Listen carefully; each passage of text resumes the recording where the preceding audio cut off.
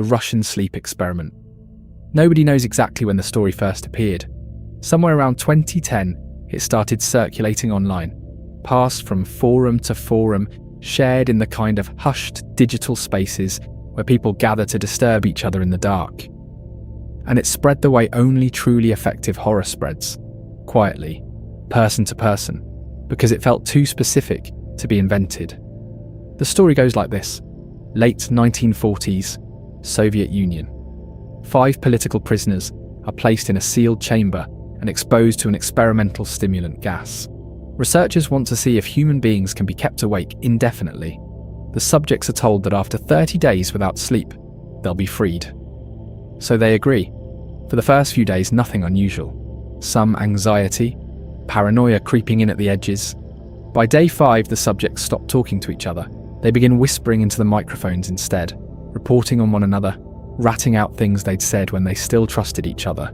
By day 9, the screaming starts. One subject runs laps around the chamber until his leg muscles tear from the bone, and he keeps running anyway. When researchers finally open the chamber, what they find inside has no clinical category. The subjects have torn open their own abdomens and pulled out their organs methodically, without any apparent distress. They've stuffed pieces of their own flesh into the porthole seals, and when the researchers try to remove them, the subjects fight back with a strength that shouldn't be biologically possible. Some of them beg to be put back in. Some of them stop being recognizably human in any way the story is willing to specify. Here's the thing, none of it happened. The Russian sleep experiment is a creepypasta, a piece of internet horror fiction that first appeared on a community writing site in 2010. No such Soviet program exists in any declassified archive. No survivors, no researchers, no chamber. The story was written by someone who wanted to see how disturbing they could make a premise sound, and the answer turned out to be very disturbing indeed. What's genuinely worth sitting with is why it spread the way it did. Sleep deprivation is real, and its effects are genuinely alarming. After 11 days without sleep, the only human to survive a medically documented voluntary sleep deprivation attempt, a teenager named Randy Gardner in 1964, hallucinated, lost coordination, and temporarily couldn't identify common objects. He recovered completely, but his experience confirmed something the body already knows, that sleep isn't optional. Something happens without it that no waking mind can fully track. The Soviet Union did conduct experiments that were real and are documented, programs that tested human limits in ways that had no consent and no ethical framework. So the Russian sleep experiment lands in a place where fiction and documented history are close enough together that the story feels plausible. That's what makes it effective. Not the organs or the running or the impossible strength. Just the premise. Just the idea that someone, somewhere, decided to find out what sleep deprivation would do if you took it far enough. You already know the answer wouldn't be good. You just don't know exactly what it would look like. What do you think happens to a mind that hasn't been allowed to stop? Even once for 30 days. Sleep deprivation research that actually exists is disturbing enough on its own. Studies on rats in the 1980s showed that complete sleep deprivation is fatal. Rats kept from sleeping died within 2 to 3 weeks. Their immune systems failed, their bodies couldn't regulate temperature, they developed open sores. The exact mechanism by which sleep deprivation kills is still not completely understood, which is its own kind of unsettling fact. Fatal familial insomnia is a real prion disease in which the thalamus is progressively destroyed. People who develop it stop sleeping entirely. Within months they hallucinate. Within a year they typically die. Fewer than 60 families worldwide carry the gene, and most don't know it until someone starts showing symptoms. Randy Gardner, the 17-year-old who stayed awake for 11 days in 1964 as a science fair project, was monitored by sleep researcher William Dement. By the end, Gardner couldn't do simple arithmetic. He hallucinated that he was a famous black football player. He lost the ability to identify objects by touch. When he finally slept, he needed about 14 hours to recover, and follow-up studies suggested he suffered from insomnia for years afterward. All of that is real. All of it happened to real people who consented to be studied or were simply unlucky enough to carry a particular gene. None of it involves organs or impossible strength or subjects begging to go back into the chamber. And somehow the real version is almost as disturbing as the fictional one, because it confirms the basic premise. Something very bad happens to a human mind that doesn't get to stop. The story just decided to show you the most extreme version of what that bad thing might look like. What would you be willing to do after 11 days without sleep that you wouldn't be willing to do now? The fictional version borrowed from the real version's most disturbing implication. Not that the experiments were conducted, just that someone decided it was worth finding out what would happen if they were. Project MKUltra. Most of what happened was destroyed before anyone could read it. In 1973, CIA Director Richard Helms ordered the bulk of MKUltra's files shredded. What survived did so by accident, misfiled in a records warehouse in Maryland that nobody thought to check. Investigators found them in 1977. 20,000 documents covering roughly a decade of experiments conducted across 80 institutions, including universities, hospitals, and prisons, on subjects who had no idea what was being done to them. MKUltra started in 1953. The official justification was that the Soviet Union and China were using mind control techniques on American prisoners of war during the Korean conflict, and the CIA needed to understand those techniques to counter them. What it became was something broader, a program to find out whether a human mind could be completely overwritten, whether memory could be erased, whether behavior could be reprogrammed, whether a person could be made to do something they would never otherwise do, and then forget that they'd done it. The primary tool was LSD, partly because it was new and poorly understood, and the agency believed it might unlock something about the architecture of consciousness, and partly because its effects were unpredictable enough to seem promising as an interrogation device. Subjects were dosed without warning, sometimes in hospitals, sometimes in safe houses, sometimes at parties where unwitting guests had their drinks spiked by operatives who then watched through two-way mirrors and took notes. One of the better documented cases involved a man named Frank Olson, a biochemist who worked for the Army Chemical Corps. Olson was dosed with LSD without his knowledge during a retreat in 1953. Within days he was in psychological crisis. A week later he fell from a 10th floor window of a New York hotel. His death was ruled a suicide. His family spent decades believing that. When his body was exhumed in 1994 and examined by forensic investigators, they found evidence suggesting he had been knocked unconscious before going through the window. The program wasn't just LSD. Researchers also used sensory deprivation, electroshock therapy, at intensities well beyond any therapeutic application, hypnosis, verbal abuse, isolation, and combinations of all of these. Some subjects were kept in drug-induced sleep states for weeks. Some were subjected to recorded messages played on loop for hours while unconscious.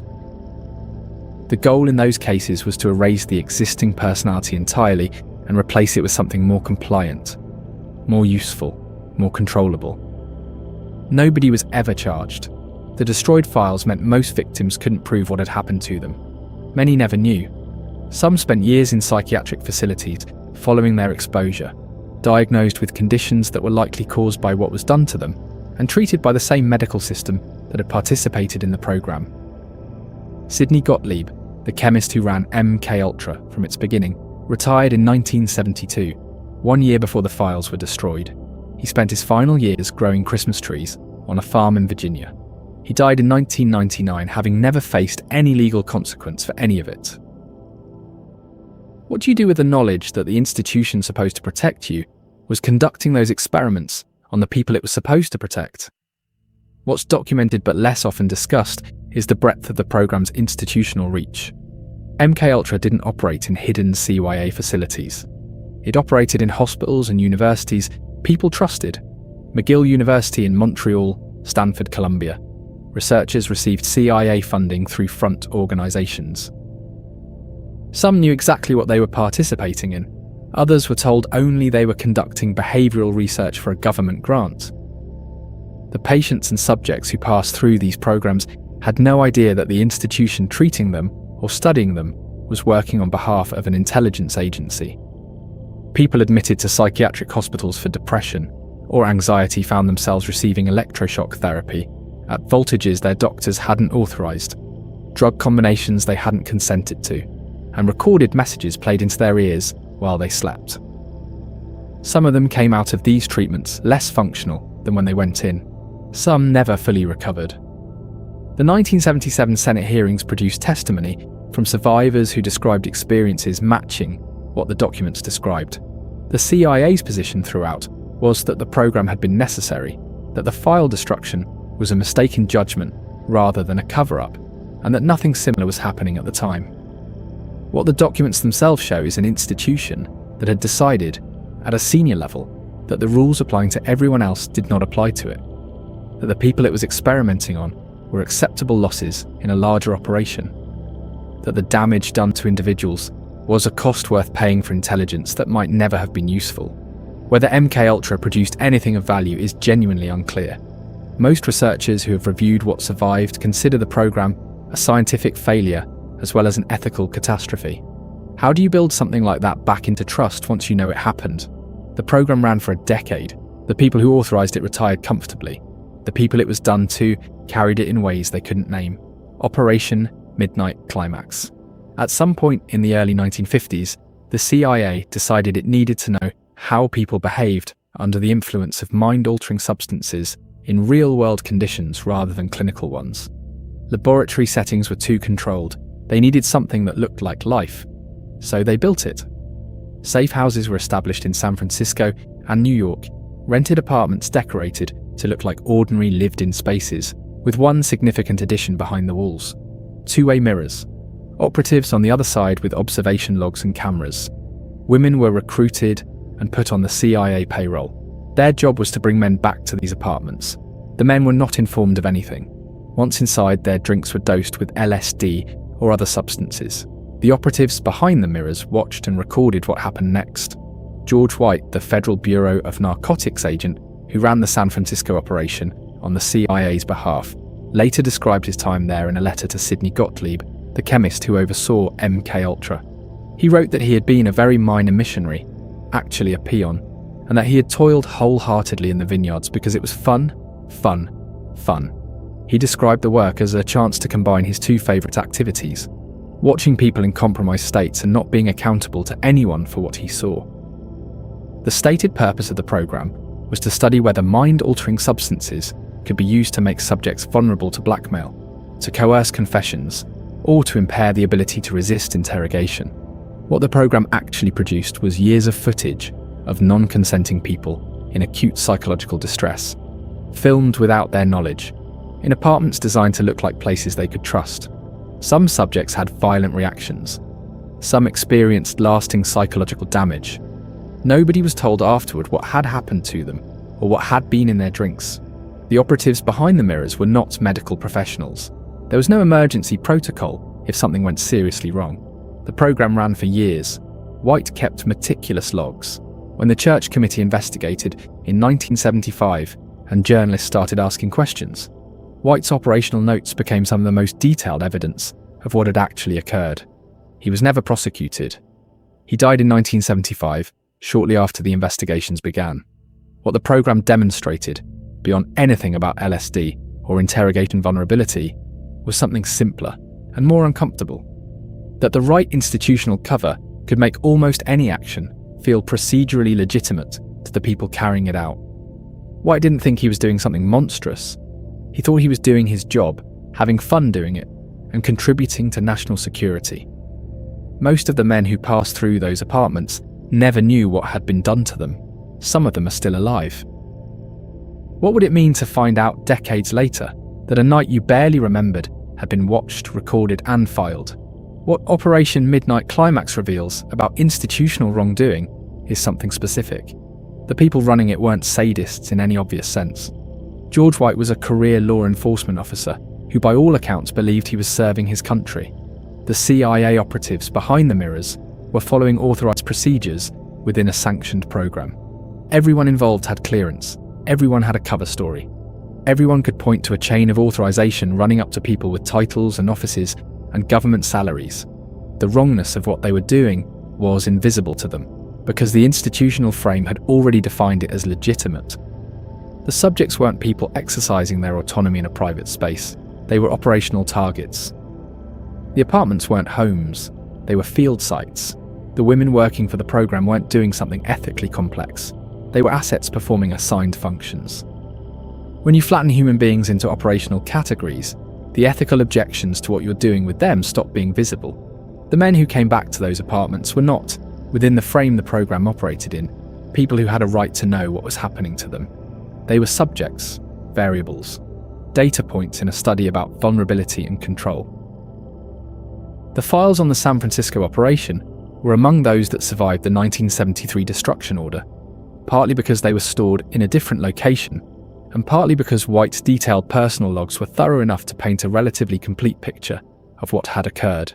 Investigators in 1977 found everything: the dosing logs, the observation records, the notes on individual reactions. None of it resulted in a single prosecution. The apartments were eventually closed, the program was eventually ended. White retired, Gottlieb retired, Helms retired. The men who had been dosed went home, wherever home was, with no idea what had happened to their bodies that night or whose notes their experience had ended up in. Some of them must have wondered about it. A night that felt wrong in a way they couldn't explain, a drink that tasted strange, a morning that arrived before they were ready for it. What do you do with a memory of something you can't explain when the explanation was classified and has since been destroyed? Project Artichoke. Before MKUltra there was Artichoke, and before Artichoke there was Bluebird. And the question threading through all of them was the same question, just asked with increasing desperation. Can a person be made to do something they would never choose to do, and then be made to forget they did it? Artichoke began in 1951, 2 years before MKUltra officially launched, where Bluebird had focused on defensive applications, on protecting American operatives from foreign interrogation. Artichoke shifted towards something more active. The program wanted to know whether a human being could be transformed into what the documents called an unwitting tool, someone who could be directed to perform a specific action and then return to their normal life with no memory of having done it. The techniques under investigation included hypnosis combined with drug administration, forced addiction to narcotics followed by sudden withdrawal as a method of psychological breaking, and the use of what were listed in the files as special interrogation techniques, a phrase that covered a range of methods the documents are careful not to specify too directly. One area of particular interest was whether a subject under hypnosis, while simultaneously affected by depressants or stimulants, could be induced to commit an act of violence against someone they knew. Whether the hypnotic suggestion would override personal loyalty. Whether the drug state would lower the threshold enough that the suggestion could take hold. There are references in surviving Artichoke documents to experiments conducted on prisoners in Germany, on subjects in the Philippines, and on individuals brought to a facility in the Panama Canal Zone. Most of these references are partial. Names are redacted. Outcomes are noted in language clinical enough to obscure what actually happened. What the documents do confirm is that real people were used in these experiments, that consent was not a consideration, and that at least some of the subjects experienced severe psychological deterioration following their exposure to the program's methods. Whether any of them was successfully turned into what the program was looking for, an unwitting assassin with no memory of the act, is something the surviving files don't resolve. The CIA's position, stated in various forms over the years, is that no such capability was ever achieved. That the program's goals turned out to be beyond what the available techniques could produce. Whether that's accurate, or whether it's accurate but incomplete in important ways, is genuinely unknown. Artichoke was folded into MKUltra in 1953. The people running it continued their work under the new name. The question they were asking didn't go away just because the program's label changed. Can a person be made to act against their deepest instincts, and then return to their life as though nothing happened? And if so, how would they or anyone else ever know? The specific capability Artichoke was chasing was the development of an operational asset who could be activated, directed, and then returned to normal function without awareness of having been activated. Researchers later referred to this as creating a Manchurian candidate, a phrase that came from a 1959 novel inspired by speculation about exactly these programs. Whether this is possible at all remains genuinely unclear. Academic research on hypnosis suggests that hypnotic suggestion cannot override a person's fundamental moral framework in the way the program hoped. A hypnotized person will not typically do something under suggestion that they would find completely unconscionable while conscious, but that research has limits. It was conducted on volunteers in controlled settings. Artichoke was working with subjects who had been broken down first, who had been through forced addiction and withdrawal, isolation, drug combinations, and techniques the documents don't fully describe. Whether you can get to a different outcome by degrading the person first is something the academic literature doesn't comfortably address, partly because the experiments needed to answer the question aren't ones any ethical review board would approve. Some of what ARTICHOKE produced ended up in QBARC, a 1963 CIA interrogation manual that was eventually declassified and that described in careful procedural language how to break a resistant subject's sense of self. The manual treats psychological dissolution as a technique rather than a harm. It discusses the creation of regression, of infantile dependency, of states in which the subject loses their own frame of reference entirely. Reading it now, knowing where the techniques described were developed and tested, produces a specific kind of unease. The manual was used, how extensively, and in what context is a question that leads into other programs and other documents, some of which are still classified. ARTICHOKE ended officially. The question it was asking did not. What would it mean to be an unwitting tool, and how would you know if you had been one? Some of the people ARTICHOKE worked on are still alive. They don't know it happened to them. The files with their names in them are partially redacted. What they carry from it, if anything, is something only they could tell you. And they can't, because they don't know what to tell. MKSEARCH. When MKUltra was scaled back in 1964, it didn't stop. It narrowed. The sprawling network of universities and hospitals and covert dosing programs contracted into something more focused, and that focused version was called MKSEARCH. Where MKUltra had been exploratory, casting wide for anything that might produce behavioural control, MKSEARCH was more specific. Researchers now knew which directions hadn't worked and wanted to push harder on the ones that still seemed promising. The program ran until 1972 under the supervision of the Technical Services Division, the same branch of the CIA that had overseen the most operationally sensitive parts of MKUltra. MKSEARCH's primary focus was the development of agents that could alter behaviour without detection. Not LSD, which produced effects obvious enough to be noticed.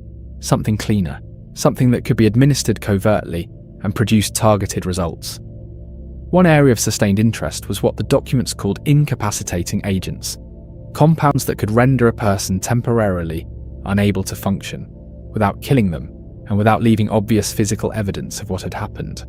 Researchers were looking for something that could be used in the field against individuals who needed to be controlled or neutralized for specific windows of time. Another area was the development of what the files sometimes called special delivery systems, dart guns capable of firing biological toxins, aerosol dispersal mechanisms, methods of introducing substances through skin contact rather than ingestion. The project MK Naomi, which ran parallel to MKSEARCH and was developed jointly with the Army's biological warfare program at Fort Detrick, focused specifically on building out this arsenal. Shellfish toxin, cobra venom, a dart gun designed to fire a frozen dart of shellfish toxin small enough to pass through clothing and dissolve on contact with skin, leaving a mark no larger than a mosquito bite and breaking down completely in the body before any standard toxicological screen could detect it. The dart gun and its ammunition were presented to a Senate committee in 1975 by CYA Director William Colby. He placed them on the table. The committee looked at them. One senator asked if the CIA still had this capability. Colby said the relevant treaties prohibited their use. He didn't answer the question that was asked. MKSEARCH's files were among those destroyed in 1973. What survived does so in fragments, cross-references in documents that weren't targeted by the destruction order, records from Fort Detrick that were stored separately. The picture is incomplete in ways that are impossible to fully reconstruct. What's documented is enough. A government program lasting nearly 20 years focused on developing the means to alter, control, or end human lives without the targets or their families ever knowing what had happened. The dart gun is probably in a museum somewhere now. Or it's not. The treaty prohibited its use. Colby didn't say anything about what happened to the weapon itself. What does it mean for a government to build something, acknowledge that it exists, and then decline to say where it went? What MKSEARCH produced in terms of actual usable intelligence capability is genuinely unclear. The program's goals, as stated in the surviving documents, were never fully achieved. No compound was developed that met all the specifications: undetectable, behaviourally targeted, reversible, field deployable, that the program was chasing. What was developed instead was a body of knowledge about the effects of various agents on human physiology, gathered through experiments on subjects who hadn't consented to being the source of that knowledge. The parallel program at Fort Detrick, MK Naomi, moved closer to operational capability. The shellfish toxin dart gun that Colby placed on the Senate table in 1975 was real. The stockpile of biological agents maintained under MK Naomi was real. Whether those capabilities were ever used operationally, in specific instances against specific individuals, is something the documents don't resolve, and the agency has not confirmed. There are cases from the Cold War period where individuals associated with intelligence programs died under circumstances that were officially ruled natural or accidental, but that have been disputed by researchers and family members since. Some of those cases remain genuinely ambiguous. The autopsy results don't tell you what they might be missing if the cause was something designed not to be found. MKSEARCH ended in 1972. MK Naomi ended in 1970. The treaties that Colby cited prohibited the use of biological weapons. He placed the dart gun on the table and answered the questions he was asked. The questions that weren't asked, nobody answered those. The dart gun is in a museum, or it isn't. The treaties prohibit its use. Colby answered the questions that were asked and left the rest in silence, where it's been ever since. MKSEARCH worked on delivery optimization, finding ways to introduce compounds without detection, aerosol dispersal, skin-penetrating agents. The program was solving a logistics problem, whether it found a complete solution or whether something succeeded it under a different name. The declassified record doesn't say. What does it mean to acknowledge a program, present evidence of it, and decline to say where the evidence went? CIA LSD Safehouse Experiments. George White had a specific way of describing what he did. He called himself a man who could be pragmatic about means, by which he meant that if the goal was important enough, the path to it was less important than arriving. He'd spent his career as a narcotics agent, learning to operate in grey spaces. And when the CIA approached him in 1952 about running a covert observation program, he understood immediately what kind of grey space they were describing. The safe houses were his territory. San Francisco primarily, though the New York operation ran concurrently for a period. Apartments decorated to feel lived in, comfortable, ordinary. The kind of place a person might end up after a late night, where the host seemed relaxed and the drinks were already poured. What made the San Francisco operation specifically significant, beyond the dosing and the observation, was the duration. Operation Midnight Climax ran for years. White's logs covered hundreds of individual incidents. The scope of what was documented in those records made them, when they eventually surfaced, some of the most detailed evidence of what the Safehouse program had actually looked like from the inside. White observed from behind the mirror. He took notes on reactions. He recorded which compounds produced which effects, how quickly onset occurred, what the subjects did when the substance took hold. Some froze, some became agitated. Some became compliant in ways the program found useful for its stated research goals. Some experienced what the logs describe as bad reactions, a phrase clinical enough to cover a wide range of actual distress. Medical help was not a feature of the program. If a subject had a severe reaction, the operatives behind the mirror watched. They documented. They did not intervene in any way that would have revealed the observation or the dosing. Getting the subject out of the situation safely was a secondary concern at best. White retired in 1966. He wrote to Gottlieb afterward describing his time running the safe houses with what can only be described as nostalgia. He expressed gratitude for having been given the opportunity. He described the work as among the most meaningful of his career. He died in 1975, months before the Church Committee hearings that would bring the full scope of the program to public attention. What his letters show is not a man who believed he'd done something wrong. They show a man who had found, in a classified government program, a context that made everything he wanted to do feel authorized. Whether the subjects who passed through those apartments ever found language for what had happened to them, for the night that felt wrong in a way they couldn't explain, is something the operational logs don't cover. Those logs were about the program's needs, not theirs. How do you locate the harm you've experienced when the person who caused it has decided it wasn't harm at all?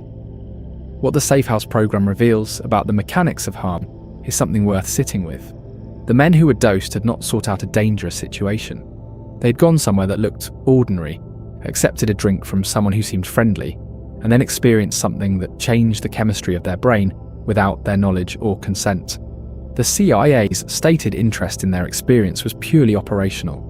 Researchers wanted to know how the compound affected behaviour, what the vulnerability window looked like, whether a subject in that state could be reliably manipulated. The subjects themselves were not the point. They were the medium through which the point was being investigated. Most of the operational files from the San Francisco safe houses were among those destroyed in 1973. White's personal log survived in his own records, stored separately from the official program files. When investigators found them, they found a detailed account of years of operations, written in the voice of a man who had enjoyed himself thoroughly. There's no record of any subject from the Safehouse program ever being contacted afterward. No follow-up, no disclosure, no medical support. Whatever effects the dosing had on them, whatever nights felt strange in ways they couldn't explain, they processed those experiences without any context for understanding what had happened. George White's letter to Gottlieb, written after his retirement, expressed something close to gratitude for the permission, for the cover, for the context that made the work feel authorized. The word he kept using was fun. Most of the men who passed through those apartments in San Francisco are gone now. Whatever they carried from those nights, they carried alone, without a name for it, without anyone who would tell them what it was. How do you locate the harm done to you when the person who caused it filed it as research data and never looked back at the file again? White's logs described individual reactions in the clinical detail that makes them useful as research data and disturbing as human documents. Each entry was clean, professional, detached from any acknowledgement that the subject being described was a person who had no idea what was happening to his brain. That detachment was the frame the program operated in. What do you carry from a night that was watched and documented when you never knew anyone was watching? Edgewood Arsenal Experiments. Between 1948 and 1975, approximately 7,000 United States military personnel were used as test subjects in a classified chemical research program at Edgewood Arsenal in Maryland. Most of them were told they were participating in research on protective equipment, on gas masks and suits and antidotes, research that would protect them and their fellow soldiers from chemical attacks. Some of them were told almost nothing. Some were told things that were specifically untrue. What they were actually participating in was a program designed to assess the effects of chemical warfare agents on the human body at various exposure levels.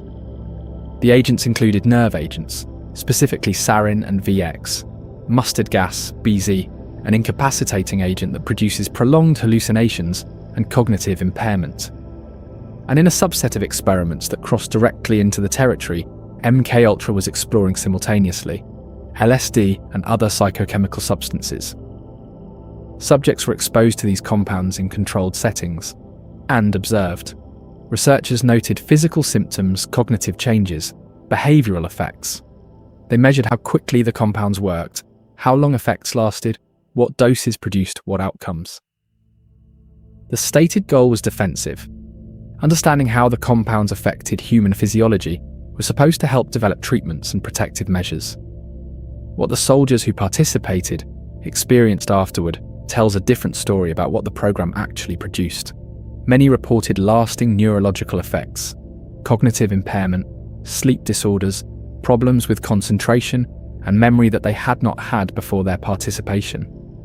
Some developed psychological conditions that they and their doctors struggled to connect to their service because the experiments were classified. Their medical records didn't reflect what had actually happened to them. Veterans seeking care through the Department of Veterans Affairs had no documentation to support claims that their conditions were service-related, because the documentation was secret and they weren't permitted to see it. A 1994 report by the Senate Veterans Affairs Committee estimated that hundreds of veterans had been harmed by the program in ways that were still affecting their health decades later. Congress passed legislation in 1994 requiring the Department of Defense to locate and notify all former subjects. The notification effort took years and was incomplete by most assessments. Some subjects had died, some couldn't be located. Some were located, but the records of what specifically had been done to them had been lost or destroyed. 7,000 soldiers, 27 years. A program that described itself as protecting the people it was experimenting on. What do you do with an injury you can't prove happened when the proof is classified and the people who classified it are no longer accountable? The program at Edgewood ran longer than MKUltra, and with a larger subject population. 7,000 people over 27 years is not a small study. It is a sustained institutional commitment to using military personnel as research subjects in ways those personnel could not meaningfully refuse. Military service already operates within a framework of compelled risk. Soldiers are expected to accept dangers they would not accept as civilians because the mission requires it. Edgewood extended this framework to include being a subject in chemical weapons research, without necessarily making that extension explicit to the people it applied to. Some participants knew roughly what they were signing up for. Some were told they were testing protective equipment and understood there was exposure involved. Others were told significantly less. The specifics of what each participant understood about their participation and what they were actually exposed to varied enough across the program's duration that generalizations are difficult. What's consistent across the documented cases is the aftermath. The classified nature of the program followed the participants into their post-service lives. They couldn't talk about it. Their medical records didn't reflect it. When symptoms appeared, years or decades later, symptoms that might have been connected to nerve agent exposure or to BZ, or to the experimental drug combinations they'd received, they had no documentation to support that connection. Some of them spent years fighting for VA recognition of conditions that were directly traceable to what had been done to them at Edgewood. Some died without that recognition ever arriving. What does it mean to be harmed by an institution that then classifies the harm, making it impossible for you to name? 7,000 people, 27 years, a program that told them it was protecting them, while it was measuring how much of what it was testing they could absorb. The VA notification effort ran for years. Some subjects were located. Some had already died. Some were found, but their exposure records were incomplete. For the ones who were found and informed, the notification came decades after the exposure. The gap between when it was needed and when it arrived was not something a letter could close. What is owed to someone whose body became a research instrument without their knowledge, for a program that classified the evidence of what it had done to them? Operation Whitecoat. Not every human experiment from the Cold War era involved deception. Operation Whitecoat, which ran from 1954 to 1973 at Fort Detrick in Maryland, worked differently. The subjects were volunteers. Specifically, they were Seventh-day Adventist conscientious objectors who had been drafted but refused to carry weapons on religious grounds. The Army offered them an alternative. Rather than combat, they could participate in medical research. The research would be on biological agents. The risks would be real and disclosed. Around 2,300 men eventually participated. They allowed themselves to be infected with Q fever, a bacterial disease that causes severe flu-like illness and can lead to chronic conditions affecting the heart and liver. They were exposed to tularemia, a highly infectious bacterial disease that in its most severe forms causes pneumonia and sepsis. They received experimental vaccines and were then deliberately exposed to the pathogens the vaccines were supposed to protect against. Some were infected with yellow fever, some with Venezuelan equine encephalitis. The stated purpose was biodefense, understanding how these pathogens moved through the human body, what doses caused what severity of illness, how quickly experimental vaccines conferred protection, was knowledge the Army argued was necessary for protecting troops against potential biological warfare attacks.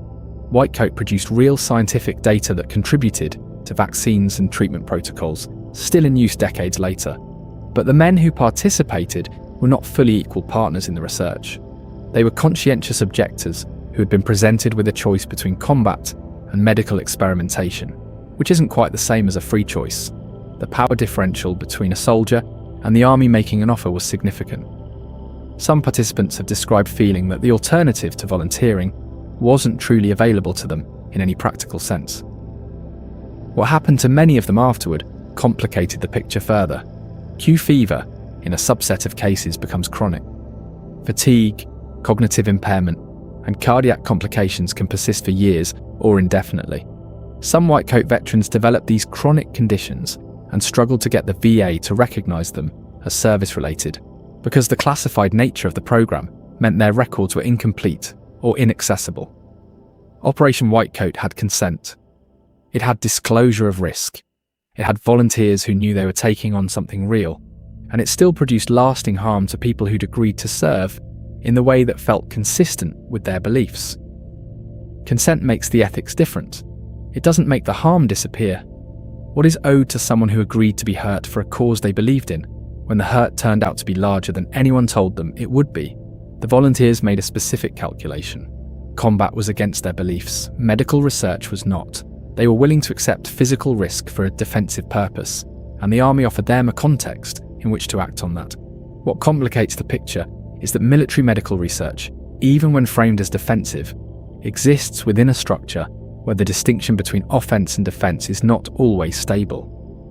Understanding how a pathogen affects the human body to develop a treatment is defensive. Understanding how it affects the human body to optimize its use as a weapon is offensive. The same data serves both purposes. The same experiment produces knowledge that points in both directions simultaneously. Operation Whitecoat produced data that contributed to vaccines. It also produced data about pathogen behavior in human hosts at a level of detail that had not been available before. Who used that data for what purposes afterward is not something the volunteers at Fort Detrick had any visibility into. Some of the men who participated in Whitecoat have spoken publicly about their experience in the decades since. Several describe it as one of the more meaningful things they did in their lives, a way of serving without violating their conscience. Several others describe the chronic illness that followed in ways that suggest the meaning hasn't fully compensated for the cost. The Q fever that some of them carry, decades later, in the form of fatigue and cardiac complications, is real and documented. The Army's position on its responsibility to those men has evolved slowly and unevenly over the years. Consent changes the ethics. A chronic illness that wasn't in the consent form doesn't disappear because you signed something that didn't mention it. Consent makes the ethics different. A chronic illness that arrived later, quietly without warning, in a body that agreed to something that didn't include this, doesn't become acceptable because paperwork was signed. What is owed to someone who agreed to serve in the way that felt right when the illness that followed wasn't part of the agreement? Some Whitecoat veterans have spent years trying to get the VA to recognise conditions connected to their participation. Progress has been slow and uneven. What they describe is a specific kind of exhaustion, proving to an institution that it harmed you when the institution controls the records and processes the claims. The Stanford Prison Experiment. Philip Zimbardo wanted to study how institutional roles shape behaviour, whether the environment of a prison, the structure of guards and prisoners, and rules and authority would cause ordinary people to act in ways they normally wouldn't. So in August of 1971, he converted the basement of Stanford University's psychology building into a mock prison. He recruited 24 male college students. He told half of them they were guards. He told the other half they were prisoners. He gave the guards uniforms and mirrored sunglasses. He gave the prisoners smocks and stocking caps and assigned them numbers instead of names. The experiment was supposed to last 2 weeks. Zimbardo ended it after 6 days. Within hours, the guards began using their role in ways that went beyond what the study anticipated. Arbitrary 2 in the morning counts, push-ups for minor infractions, humiliation as a management tool, toilets cleaned with bare hands, bathroom access denied, sleep on bare concrete. By the second day, one prisoner had to be released after experiencing acute emotional distress. Others followed. Zimbardo became so absorbed in his role as superintendent that he failed to notice the escalating abuse until a visiting graduate student, Christina Maslach, told him the situation was ethically unacceptable. She was the first out of 50 observers to object. Zimbardo ended the experiment the next day. The experiment became one of the most famous in the history of psychology and one of the most contested.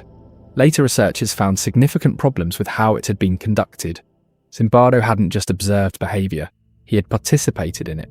He had told the guards before the experiment began that they needed to create psychological discomfort in the prisoners to establish control. Guard behaviour that looked spontaneous was, at least in part, coached. The prisoners who broke down had been selected, in some cases by guards who had been encouraged to push them. What the Stanford prison experiment actually proved is genuinely disputed. What it demonstrated, in practice, is something slightly different and possibly more disturbing. That a person with authority over a study, who is simultaneously embedded in its structure and responsible for its integrity, may lose the ability to see when the study has become something it shouldn't be. Zimbardo watched it happen for 5 days. He needed someone outside the frame to tell him what he was seeing. How do you know when you've become part of the problem you were trying to study? The findings from the Stanford prison experiment were used for decades to argue that situational factors, rather than individual character, determine behaviour in institutional settings. Prison reform advocates cited it.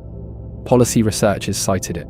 It became a cornerstone of what was called situationist psychology, the view that context matters more than character in shaping what people do. The cracks in that foundation started showing as researchers looked more carefully at the original study.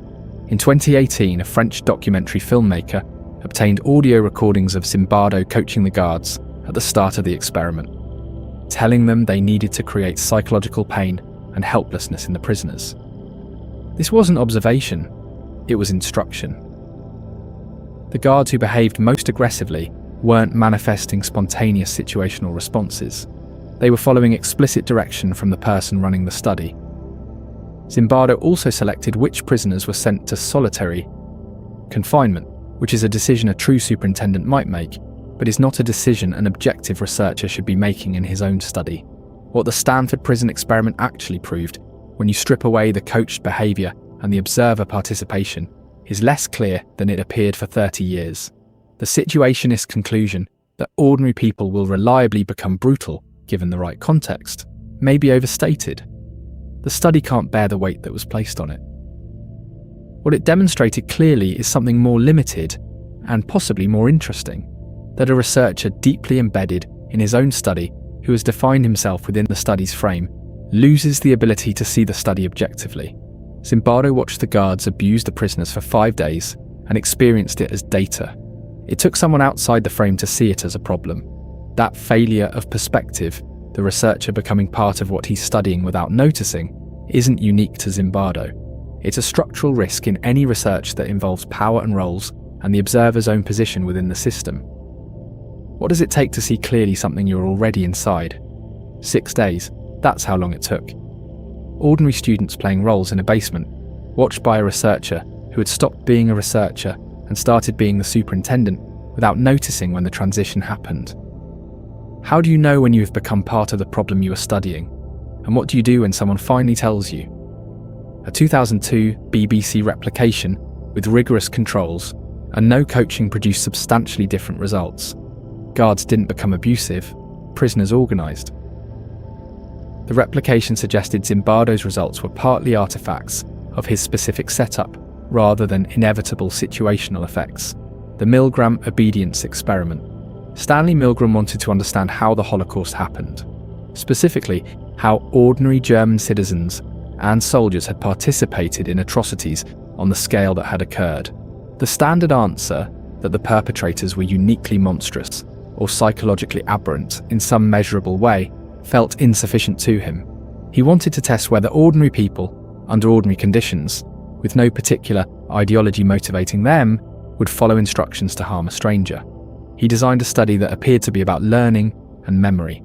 Participants arrived at a Yale University laboratory and were told they'd be testing whether punishment affected learning. One person would be the teacher. One person would be the learner. The learner would be strapped into a chair in a separate room and wired up to what appeared to be an electrical shock device.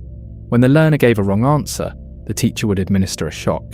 With each wrong answer, the voltage would increase, from 15 volts up to 450 volts, in 15-volt increments.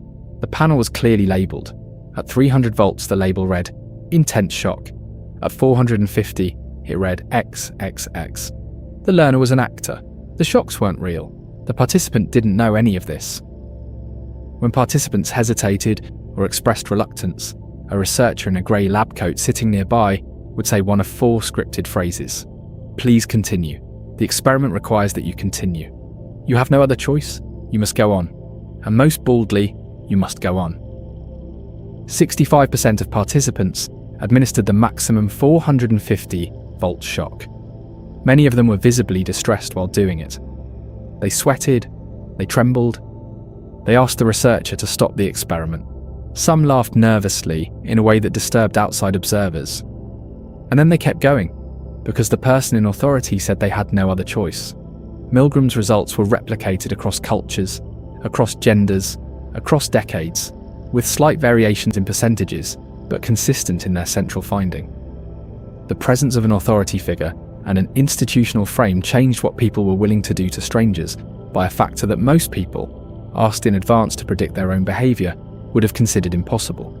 What Milgram found wasn't a specific percentage. What he found was a structural vulnerability.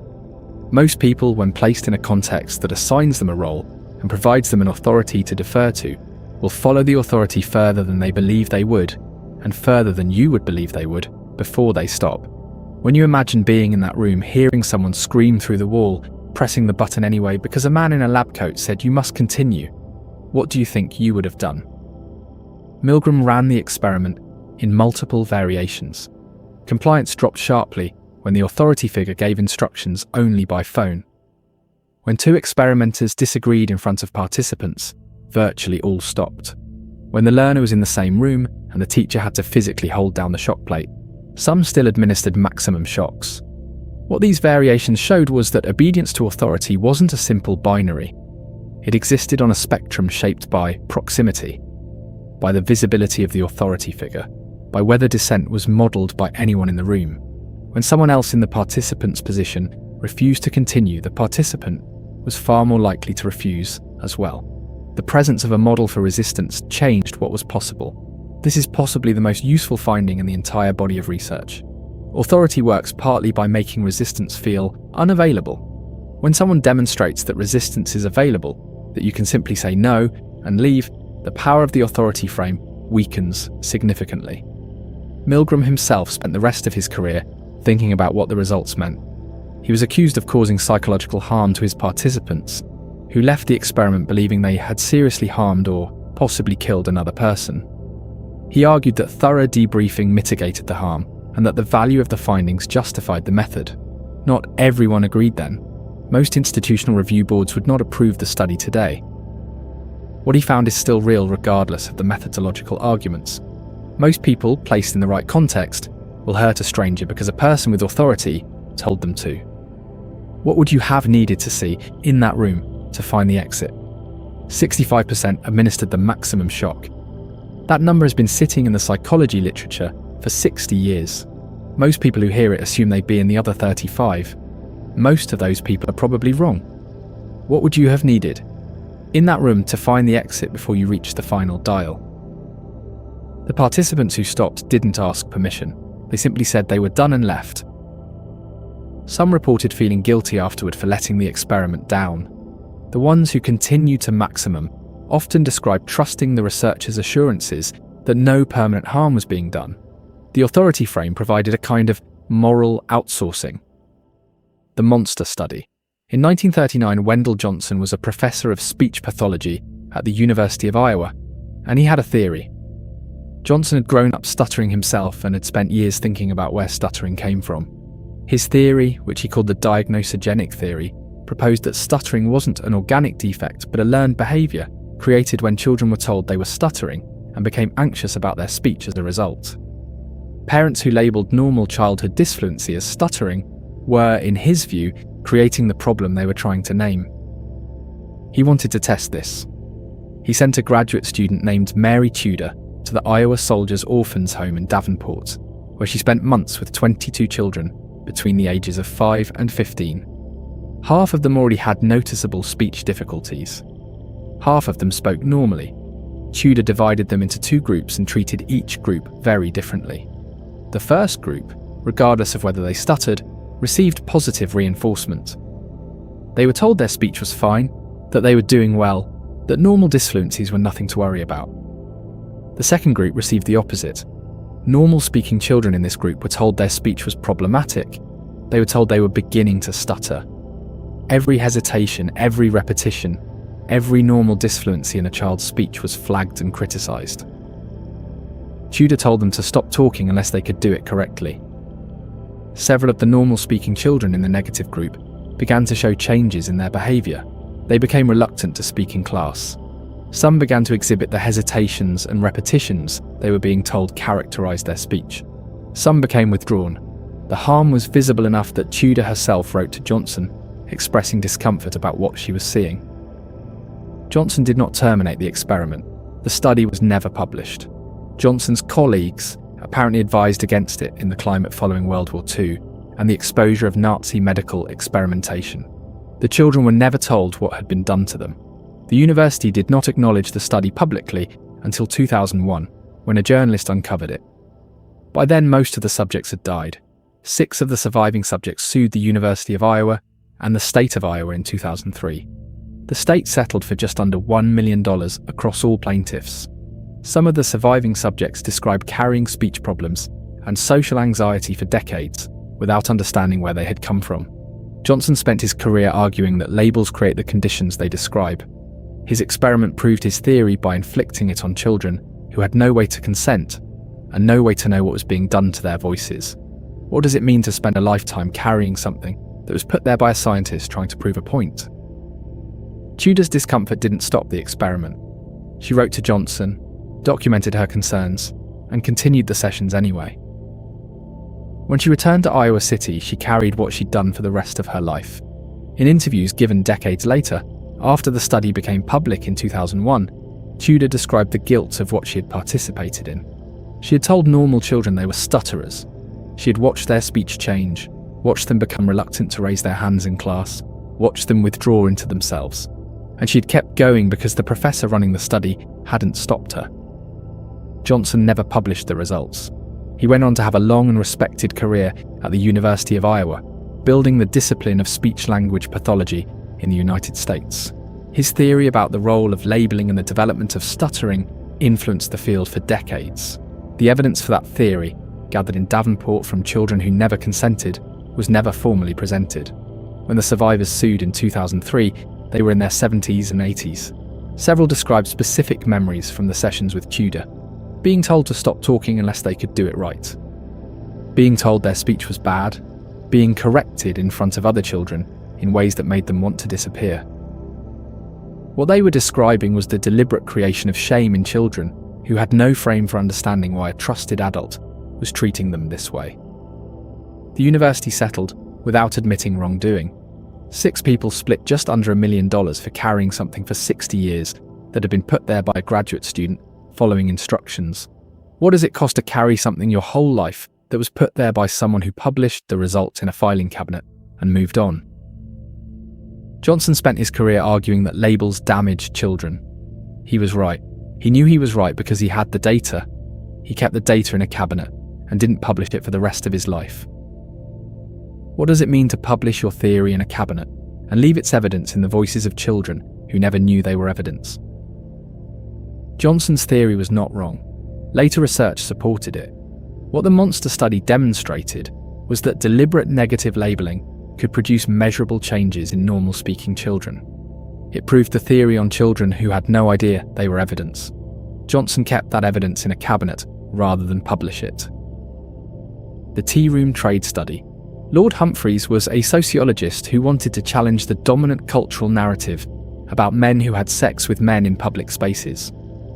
The early 1960s framing of these men was almost universally criminal or pathological. They were predators, deviants, social threats. Humphreys believed the reality was more complicated and that the only way to find out was to actually study what was happening. He began spending time in public restrooms in a Midwestern city, restrooms known in gay slang as tea rooms, where anonymous sexual encounters between men took place. To gain access without raising suspicion, he performed a role that already existed in these spaces, the role of the Watch Queen, a lookout who warned participants if police or strangers were approaching. As a Watch Queen, he was present, trusted, and able to observe without participating. He observed hundreds of encounters over an extended period. What he needed next was information about who these men actually were outside these spaces, so he wrote down their license plate numbers without their knowledge. He contacted the police to identify the registered owners. He obtained home addresses. Then roughly a year later, after changing his car and his appearance, he visited these men at their homes under a false identity, presenting himself as a researcher conducting a routine public health survey. What his interviews revealed, published in 1970 as Tearoom Trade, was that the majority of the men he had studied were married living conventional domestic lives, presenting as heterosexual to their communities, and had no involvement with gay culture or identity. Many were conservative, church-going, working class. The restroom encounters were entirely separate from the rest of their lives. Humphrey's findings challenged the prevailing stereotype effectively. They contributed to a shift in how social science thought about sexuality and identity. The research was real and the conclusions were significant. What tore the study apart ethically was the method. The men had not consented to being observed. They had not consented to having their plates recorded, their addresses traced, their homes visited. They had not consented to answering questions under a false premise from a researcher who already knew things about them they believed were completely private. If Humphreys had been discovered, the consequences for the men he was studying could have been catastrophic. Exposure of what they were doing could have cost them their marriages, their jobs, their freedom. What does it mean to expose people to risk without their knowledge, even in the service of a truth that defends them? The ethical debate that Tearoom trade triggered was significant enough to change how sociological and psychological research was conducted in the United States. The study became a central case in the development of modern research ethics protocols. Institutional review boards, the committees that now evaluate research designs for ethical concerns before studies begin, exist in part because of what Humphreys did and the debate it provoked about the limits of covert observation. Humphreys defended his methods on the grounds that the subjects couldn't have been studied any other way. The behaviour existed precisely because it was hidden. Studying it required maintaining the conditions of its hiding, which meant the subjects could never know they were being studied. This argument has a structure that appears in various forms throughout the history of controversial research. The knowledge is valuable. The conventional methods can't reach it. Therefore, unconventional methods are justified. The problem with the argument is that it makes the value of the knowledge do all the ethical work, while the people bearing the cost of obtaining it bear it without knowing they've been enrolled. The men Humphreys followed home were not asked to bear that cost. They were simply made to bear it. Their license plates were tools, their home addresses were research data, their marriages and their double lives were the subject of analysis, without their participation in designing the terms of that analysis. Humphreys believed they were better off for the study's conclusions. The stigma they lived under was unjust and the study helped challenge it. Whether any of them would have agreed to pay the price of being covertly studied, had they been asked, is something that can't be known because they were never asked. Consent is sometimes treated as a procedural formality. Tearoom trade suggests it's something more than that. What is the difference between being helped and being used when the person doing both never asks your permission? The men Humphreys followed home never knew. Some of them are probably still alive. They spent their lives in the double quiet of a secret that was studied, documented, filed, and never returned to them. What is the difference between being helped by someone who studied you and being used by someone who never asked if you wanted to be studied? The Belmont Report of 1979, formalised partly in response to Tearoom trade, established 3 principles for research: respect for persons, including informed consent, beneficence, minimising harm, and justice, distributing research burdens fairly. Humphrey's study violated all 3. The subjects bore all the risk and received no say in the process. The Aversion Project. Between 1971 and 1989, the South African Defence Force ran a programme out of Ward 22 at Voortrekkerhoogte Military Hospital near Pretoria. Its stated purpose was to identify and eliminate homosexuality among conscripts. Its actual function was something closer to systematic psychological and physical destruction of young men who had been identified as gay or suspected of being gay during their compulsory military service. The programme was run by a psychiatrist named Aubrey Levin. Soldiers who were reported or suspected were brought to Ward 22, sometimes under the pretense of a routine medical appointment, sometimes by direct order. Once there, they entered a system they had very little power to exit. The primary technique was aversion therapy. Patients were shown erotic images of men while simultaneously receiving electric shocks through electrodes attached to their hands or genitals. The goal was to create a conditioned negative response to same-sex attraction. Researchers believed this could be reversed through enough repetition. It couldn't. What it produced was pain and fear and lasting psychological damage in men who had no recourse within the military system and no external authority to appeal to. Chemical castration was used in some cases. Hormonal treatments were administered without full explanation of their effects or duration. And in what the program described as cases resistant to other treatment, surgical sex reassignment operations were performed on conscripts who had not consented to the procedure in any meaningful sense. Estimates place the number of forced or for coerced sex reassignment surgeries at somewhere between 400 and 900. The records are incomplete, and in some cases were deliberately destroyed. Many of the men who passed through Ward 22 received no follow-up care. They were returned to service, discharged, or both. Some developed severe psychiatric conditions in the years following their treatment. Some died by suicide. Most spent decades without any public acknowledgement that what had been done to them was wrong, because the apartheid government that authorised the programme maintained power until 1994 and was not inclined toward accountability. Aubrey Levin emigrated to Canada after the fall of apartheid. He worked as a psychiatrist at the University of Calgary. In 2010, he was arrested after a patient secretly filmed him, suggesting sexual activity during a session. He was convicted of sexual assault in 2013. The men he treated in Ward 22 were never offered a formal apology by the South African military. Some of them are still waiting. What does it mean for an institution to use medicine as an instrument of punishment for people it has decided are wrong? The scale of what Levin's program did to its subjects has been difficult to fully document, because the military records from that period were not preserved systematically, and because many of the men who went through Ward 22 have not come forward publicly. Coming forward would mean disclosing an experience that many of them have never discussed with anyone, something that happened inside a military institution during a period when the apartheid government treated homosexuality as a criminal and psychiatric condition requiring treatment. What testimony exists comes from men who agreed to speak to journalists and researchers after the fall of apartheid. They describe being called in for what appeared to be routine appointments, being assessed by military psychiatrists, and then entering a treatment process they felt they had no power to refuse. Refusing could mean a psychiatric discharge, detention, or other consequences within a military framework that controlled every aspect of their lives. The forced surgical procedures are particularly difficult to document. The surgeons who performed them are not named in any surviving official record that has been made public.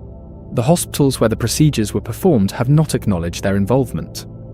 The men who experienced them have had to navigate civilian life in bodies that were altered without their agreement during mandatory military service.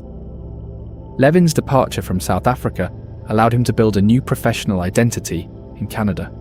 His conviction in 2013 for sexual assault against a patient came from actions he took years after leaving the military program behind.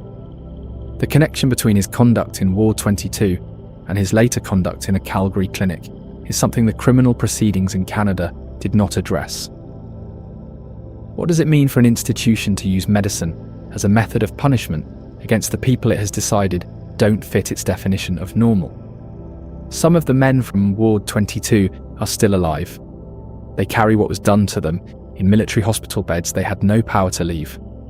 South Africa moved on.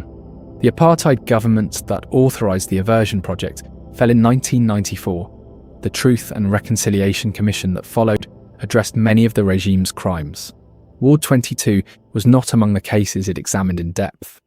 The men who passed through it have had to carry their experience without the formal acknowledgement that other survivors of apartheid-era abuses received through that process. What does it mean for an institution to use medicine as an instrument of punishment against the people it has decided don't fit its definition of normal? The Tuskegee Syphilis Study. In 1932, the United States Public Health Service began a study in Macon County, Alabama. The stated purpose was to observe the natural progression of untreated syphilis in black men to understand how the disease developed over time. 399 men with latent syphilis were enrolled, along with 201 uninfected men as a control group. The men were sharecroppers, most of them poor and with limited access to healthcare.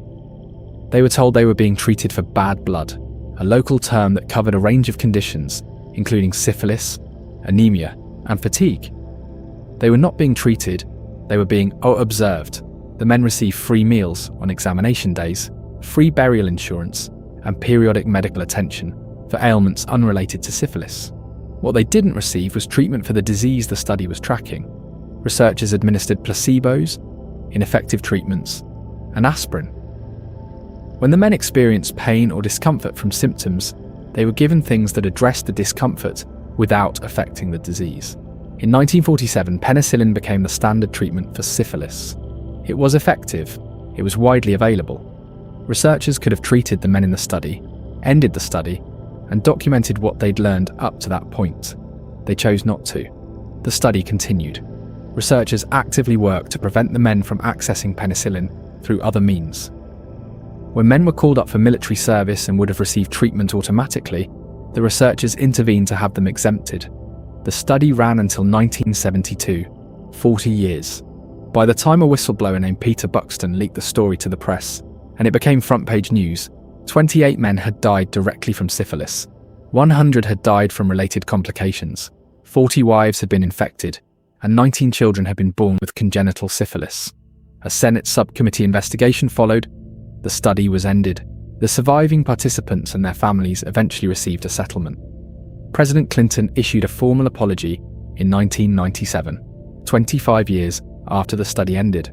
The legacy of Tuskegee extends beyond the harm to the men who were enrolled. Research has shown that awareness of the study correlates with reduced willingness among Black Americans to participate in medical research and reduced trust in medical institutions generally. That distrust isn't irrational. It is a documented, reasonable response to a documented event. How do you rebuild trust in medicine among the people that medicine deliberately deceived for 40 years? Tuskegee was a primary motivation for the National Research Act of 1974 and the Belmont Report of 1979, which established the 3 core principles for ethical research involving human subjects. What the study revealed about the structure of medical research ethics is something that continues to be discussed in medical schools and public health programs. It wasn't conducted by people who thought of themselves as causing harm. The researchers involved believed they were contributing to scientific knowledge in ways that would ultimately benefit public health. The men they were studying were, in their framing, providing data that would help medicine understand and eventually treat a disease that affected Black communities disproportionately. The framing allowed the researchers to believe that the men's interests and the study's interests were aligned, when in fact the study's interest required withholding from the men a treatment that would have helped them. When penicillin became available, maintaining the study's scientific value meant actively preventing the subjects from accessing a cure. That decision, the choice to continue the study rather than treat the men when treatment became available, is where the ethical analysis typically focuses. It was made by educated professionals operating within institutional structures that had approved and continued to approve the study for 40 years. The institutional approval was not incidental. It was what made the study possible and what allowed the researchers to experience themselves as acting legitimately for 4 decades. How do you build systems that catch that kind of harm before it runs for 40 years? And what would have had to be different for this one to be caught? 40 years. 299 men who received no treatment for a curable disease while the people studying them published papers. The institutional approval was what made it possible to run for that long and call it science. Bad blood. The phrase covered enough conditions that it functioned as a truthful-sounding substitute for a disclosure the researchers chose not to make. How do you rebuild trust in medicine among the people that medicine deliberately deceived for 40 years? The legacy isn't only about the men who were enrolled. Research has shown that awareness of Tuskegee correlates with reduced willingness among Black Americans to participate in medical research and reduced trust in medical institutions. That distrust isn't paranoia. It's a documented, reasonable response to a documented event that ran for 40 years with institutional approval. How do you rebuild trust in medicine among the people that medicine deliberately deceived? The Guatemala Syphilis Experiments. John Charles Cutler was a physician who worked for the United States Public Health Service. He also worked on the Tuskegee study, and between 1946 and 1948, operating in Guatemala with funding from the US government, he ran a different kind of experiment. Where Tuskegee had observed the natural progression of syphilis in men who already had it, Guatemala was about deliberate infection. Cutler wanted to know if penicillin could prevent syphilis if administered after exposure rather than just treat it once established. To answer this question, he needed subjects who didn't have syphilis and who would be exposed to it under controlled conditions. He found them in Guatemala's prisons, psychiatric hospitals, and military barracks. The methods of infection were direct and varied. Infected material was rubbed onto the skin of subjects' arms or genitals. Subjects were brought into contact with sex workers who had been deliberately infected. In cases where skin contact wasn't producing infection efficiently enough, Cutler's team made small abrasions in the skin and applied the infected material directly into the wound. When they needed to infect subjects with gonorrhea, they used urethral injections. Approximately 1,300 people were exposed. Not all of them were fully treated afterward. Some records suggest that subjects who did not develop active infections after exposure were exposed again. Some of those who developed infections were treated inadequately or not at all. The experiment was unknown outside a small circle of government officials for 60 years. It came to light in 2010 when a medical historian named Susan Reverby discovered Cutler's personal papers in an archive and recognized what she was reading. The Obama administration issued a formal apology to the Guatemalan government that year. Secretary of State Hillary Clinton and Secretary of Health and Human Services Kathleen Sebelius called their Guatemalan counterparts personally. Cutler had died in 2003. None of the researchers involved faced legal consequences. Guatemala filed a lawsuit in US federal court in 2011 on behalf of victims and their descendants. The case was eventually dismissed on jurisdictional grounds. The subjects in Guatemala's psychiatric hospital were among the most vulnerable individuals in the country, people with no legal advocates and no capacity to understand what was being done to them. What do you say to the descendants of people who were used this way when the statute of limitations has run and the responsible parties are dead? The Guatemala experiments were conducted with the awareness and approval of officials at multiple levels of the United States government, including within the Pan American Sanitary Bureau and the National Institutes of Health. Cutler communicated with colleagues in the United States about what he was doing and received no instruction to stop. The Guatemalan health minister at the time cooperated with the study, apparently in exchange for promises of penicillin supplies for Guatemala's public health programs. What the study's discovery in 2010 forced to the surface was the question of what the relationship between the Tuskegee and Guatemala experiments revealed about institutional culture. Both were run by the same service. Guatemala ran simultaneously with the later years of Tuskegee. Cutler worked on both. The ethics that permitted withholding treatment from men in Alabama who already had syphilis were apparently compatible with deliberately infecting people in Guatemala who didn't. The Presidential Commission for the Study of Bioethical Issues, which investigated the Guatemala experiments in 2011, concluded that the study violated multiple ethical standards of the period and would have been considered unethical by the prevailing standards even at the time it was conducted. The Commission noted that the researchers seemed aware of this, given the care taken to conduct the study out of view of American oversight and professional scrutiny. Reverby, the historian who discovered Cutler's papers, noted that what she had found was not evidence of rogue scientists operating outside any framework. What she found was evidence of a program operating within an institutional framework that had decided some populations were available for this kind of research in ways that others were not. Guatemala's government has pursued legal remedies for the survivors and their descendants through various channels. The US government's apology in 2010 was genuine in its expression of regret. It did not come with compensation. What does an apology mean when it arrives 62 years after the harm and carries no material consequence for the institution that authorized the harm? Cutler worked on both programs. The same ethics that permitted withholding treatment in Alabama apparently permitted deliberate infection in Guatemala. The populations were different. The institutional willingness to use them was the same. The Guatemalan patients who were institutionalized in psychiatric hospitals had no capacity to understand or resist what was being done to them. Cutler's records describe the process of infecting them with a clinical detachment that doesn't acknowledge this. They were data points. They were not people in the frame the experiment operated in. What does an apology mean when it arrives 62 years later and the people responsible are dead? The Willowbrook Hepatitis Experiments. Willowbrook State School on Staten Island was designed to house children with intellectual disabilities. By the 1950s, it was severely overcrowded, understaffed, and chronically underfunded. Hepatitis was endemic to the institution. The conditions were bad enough that newly admitted children almost invariably contracted the virus within months of arrival, either through contact with infected residents or through exposure to contaminated food or surfaces. Saul Krugman was a physician at New York University who saw in Willowbrook an opportunity to study hepatitis in a controlled setting. His reasoning was that because the children would likely contract hepatitis anyway in the overcrowded school, deliberately infecting them under controlled conditions was ethically defensible. He could study the disease's progression systematically, test a gamma globulin preparation he believed might offer some protection, and potentially contribute to a vaccine. From 1956 to 1971, Krugman and his colleagues admitted newly arriving children to a special ward and deliberately infected them with hepatitis by feeding them extracts made from the feces of infected Willowbrook residents, sometimes mixed into milkshakes or chocolate. Parents were asked to sign consent forms. What the consent forms said and what parents understood they were agreeing to were not always the same. Some parents were not clearly informed that their child would be deliberately infected. Some were told that their child was being admitted to a special research ward and that this was in the child's best interest.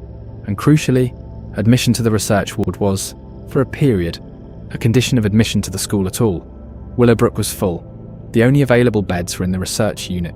Parents who wanted their child admitted had to agree to the research. Krugman's work did produce useful scientific data. His studies helped establish that there were at least two distinct types of hepatitis, which eventually led to identifying hepatitis A and hepatitis B as separate diseases. This was a genuine contribution to medical knowledge. Whether the contribution justified the method is a question that produced fierce debate in bioethics for decades after the study ended. Krugman believed the children were protected by the controlled conditions of the research ward, and that the knowledge gained justified the approach. His critics argued that using a captive, vulnerable population with ethically compromised consent was indefensible, regardless of the outcome. What does controlled harm mean when the people harmed had no real alternative to agreeing? The ethical controversy around Willowbrook focused specifically on the consent problem. Krugman and his defenders argued that the consent forms were clearly worded, that parents were informed their children would be intentionally infected, and that the protections provided in the research ward, better conditions, careful monitoring, guaranteed treatment, were superior to what the children would have experienced in the general population of the school. Critics responded that the conditioning of admission on research participation was coercion regardless of how the consent forms were worded. A parent desperate to have their child admitted to the only available residential facility who is told that the only available beds are in the research unit is not making a free choice. The external pressure is so significant that the consent process cannot produce genuine agreement. The Willowbrook case appeared in the emerging bioethics literature of the 1970s and was used to refine the principle of voluntariness in informed consent.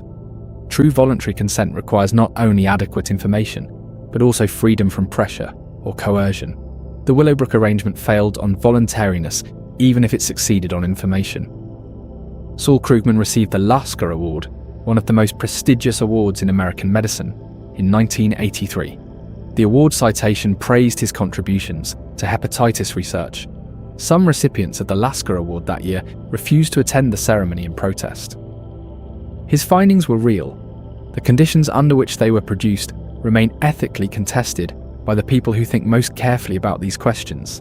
Can scientific knowledge that was obtained through ethically indefensible means be used without carrying the conditions of its production into the use? Krugman's findings contributed to identifying hepatitis A and B as distinct diseases. The method that produced those findings has been described by bioethicists as one of the clearest examples of ethically compromised consent in the history of American medicine. Both of those things are true simultaneously. Willowbrook closed in 1987 after years of advocacy by disability rights activists, journalists, and Robert Kennedy, who toured the facility in 1965 and described what he found as a snake pit. The school's closure came from pressure outside the medical system. The hepatitis experiments had ended by then, but the conditions that had made them possible persisted for more than a decade after the research concluded. Can knowledge obtained through ethically indefensible means be used without carrying the conditions of its production into the use? The Holmesburg prison experiments. Albert Kligman was a dermatologist at the University of Pennsylvania who first visited Holmesburg prison in Philadelphia in 1951. By his own later account, his initial impression on walking through the cell block was that he saw acres of skin. He meant it as a description of opportunity. Prisoners represented a population of people who were available, controllable, and willing to participate in exchange for modest payment and a break from the monotony of incarceration. What followed was more than 2 decades of pharmaceutical and chemical testing on the prison's population, primarily black men, funded by pharmaceutical companies, cosmetic companies, and the United States military. The range of what was tested was broad. Skin creams, shampoos, foot powders, deodorants, and other consumer products were tested for basic safety and efficacy. Experimental drugs were tested at doses and in combinations that would not have been approved for clinical trials outside a prison context. Radioactive isotopes were tested, psychoactive compounds were tested, and for a period in the 1960s, chemical agents of potential military significance were tested under contract with the Department of Defense. Kligman later became famous outside Holmesburg for developing Retin-A, the topical retinoid that became one of the most widely prescribed dermatological treatments in the world.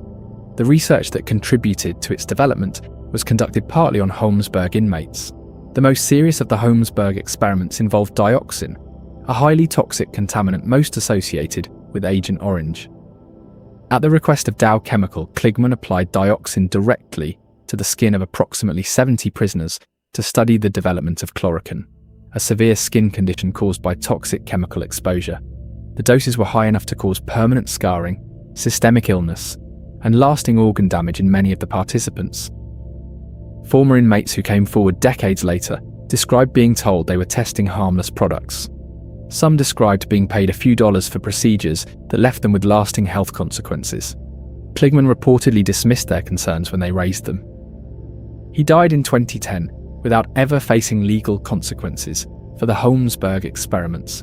The University of Pennsylvania has acknowledged that what occurred there was ethically indefensible, which is a statement made after the participants are mostly dead and the researcher is gone. What does an institution owe to people it harmed when the harm is acknowledged only after everyone responsible has died?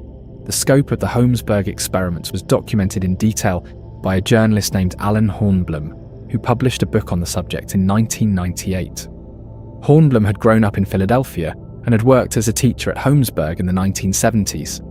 Years later, talking to former inmates who had participated in the experiments, he began reconstructing what had happened there. His reporting established the scale of what Kligman had done, the range of compounds tested, the populations exposed, and the institutional relationships that had made it possible. What the Holmesburg case illustrates about the prison research system is specific.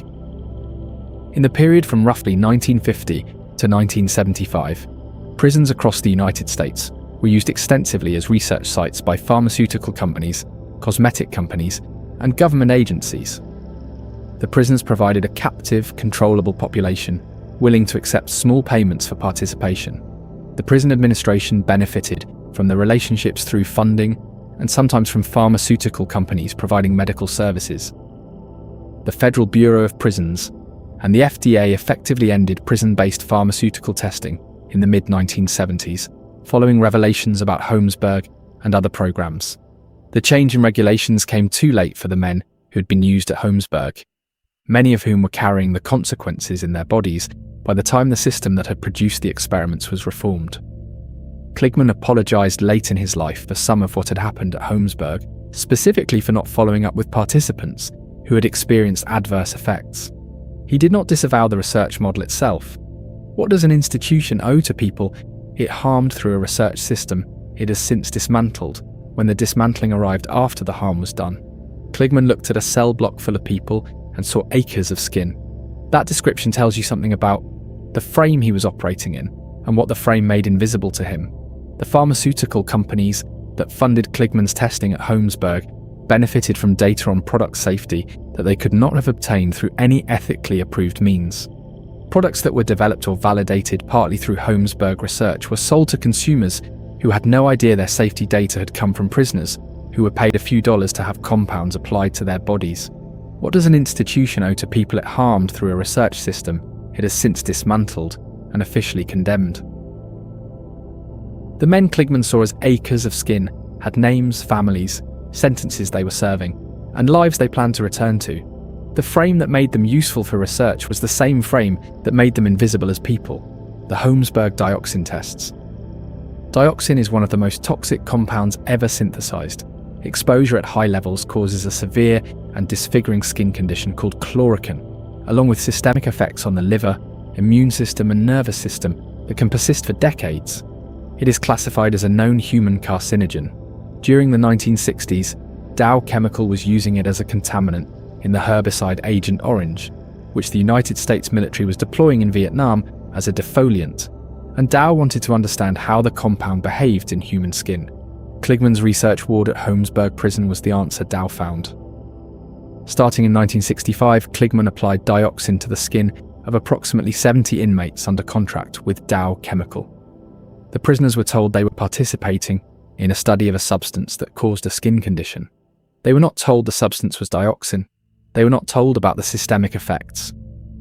They were not told about the long-term health implications of exposure at the doses they were receiving, which in some cases were more than 400 times higher than the doses Dow's own internal guidelines considered acceptable for human exposure. Many of the participants developed severe chloroquine.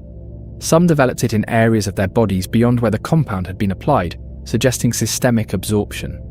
Some reported symptoms consistent with liver damage and immune dysfunction in the years that followed. The experiment produced data that Dow used in its internal assessment of dioxin's effects on human skin. Whether that data influenced how the compound was used in Vietnam, or what protections were put in place for the people handling Agent Orange in the field, is something the corporate records don't clearly show. Former participants who were located decades later, when researchers began investigating Holmesburg's history in the 1990s, described experiences consistent with what the records showed. Payments of a few dollars for procedures that had caused lasting physical changes. Assurances that what was being applied to their skin was harmless.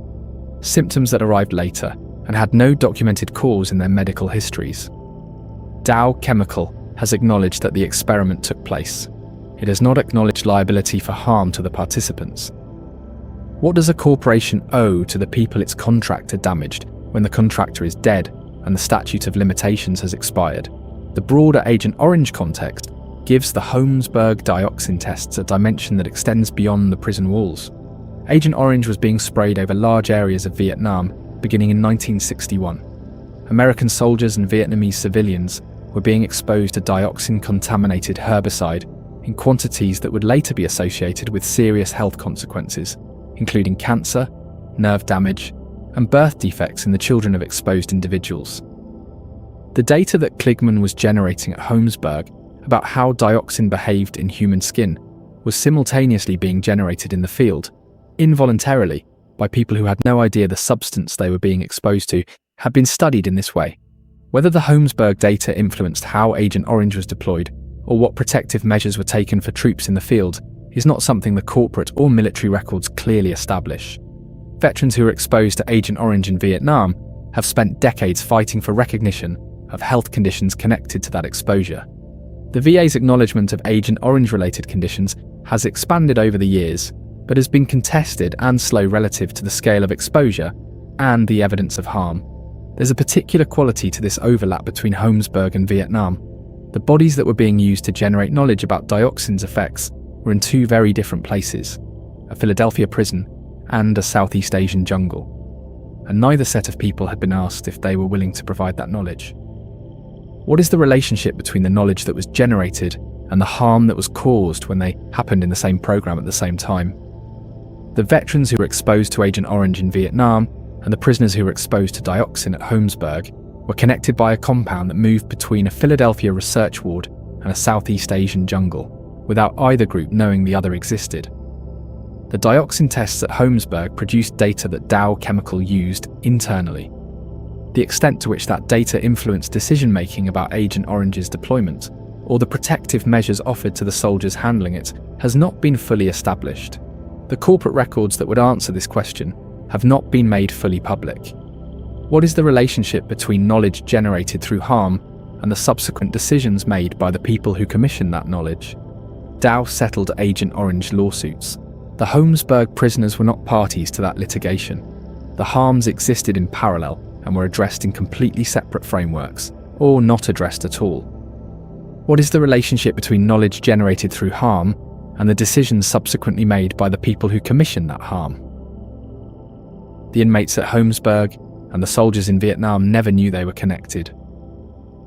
The compound that touched their bodies was the same compound, the Stateville Penitentiary Malaria Experiments. During World War II, malaria was killing American troops in the Pacific at a rate that threatened the military campaign. The Japanese occupation of the Dutch East Indies had cut off global supply of quinine, the standard anti-malarial drug. The United States needed an alternative, and needed it quickly. Researchers at the University of Chicago, working in partnership with the Army Epidemiological Board, found their testing population at Stateville Penitentiary in Illinois. Between 1944 and 1946, approximately 432 prisoners were deliberately infected with malaria via laboratory-reared mosquitoes. The prisoners were then administered various experimental drugs to see which compounds most effectively treated the infection. Researchers could vary doses, monitor progression, and test combinations in ways that were not possible in field conditions.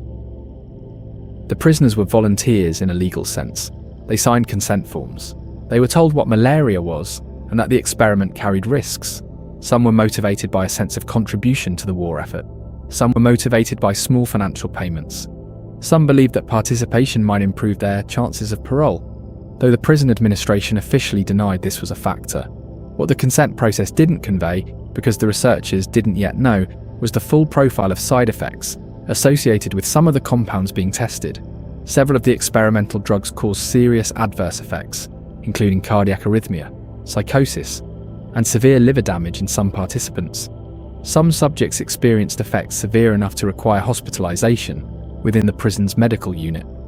At the time the study was conducted, it was publicly praised. Life magazine ran a feature on the volunteer prisoners who were contributing to the war effort. Nathan Leopold, serving a life sentence for the 1924 murder he committed with Richard Loeb, was among the participants and wrote about the experience in his autobiography. After the war ended, the study's contribution to antimalarial drug development was genuine. Chloroquine, developed partly through data from Stateville, became a widely used antimalarial medication for decades. Whether the knowledge justified the method, whether prisoners in a system that holds parole as an implicit incentive can meaningfully consent to research, is a question the medical ethics literature continues to revisit. Can a person who is incarcerated truly consent to an experiment when the institution holding them controls the conditions of their daily life? The Stateville experiments occupied an unusual position in post-war assessments of prison research ethics because they were publicly praised at the time and conducted with forms of consent that were relatively developed for the period. The men knew they were being infected with malaria. They knew the drugs being tested were experimental. They signed consent forms. Life magazine published a photograph of Nathan Leopold serving time for murder, participating in the study with what appears to be personal conviction. The ethical problem isn't located in what the men were told. It's located in the conditions under which they were asked.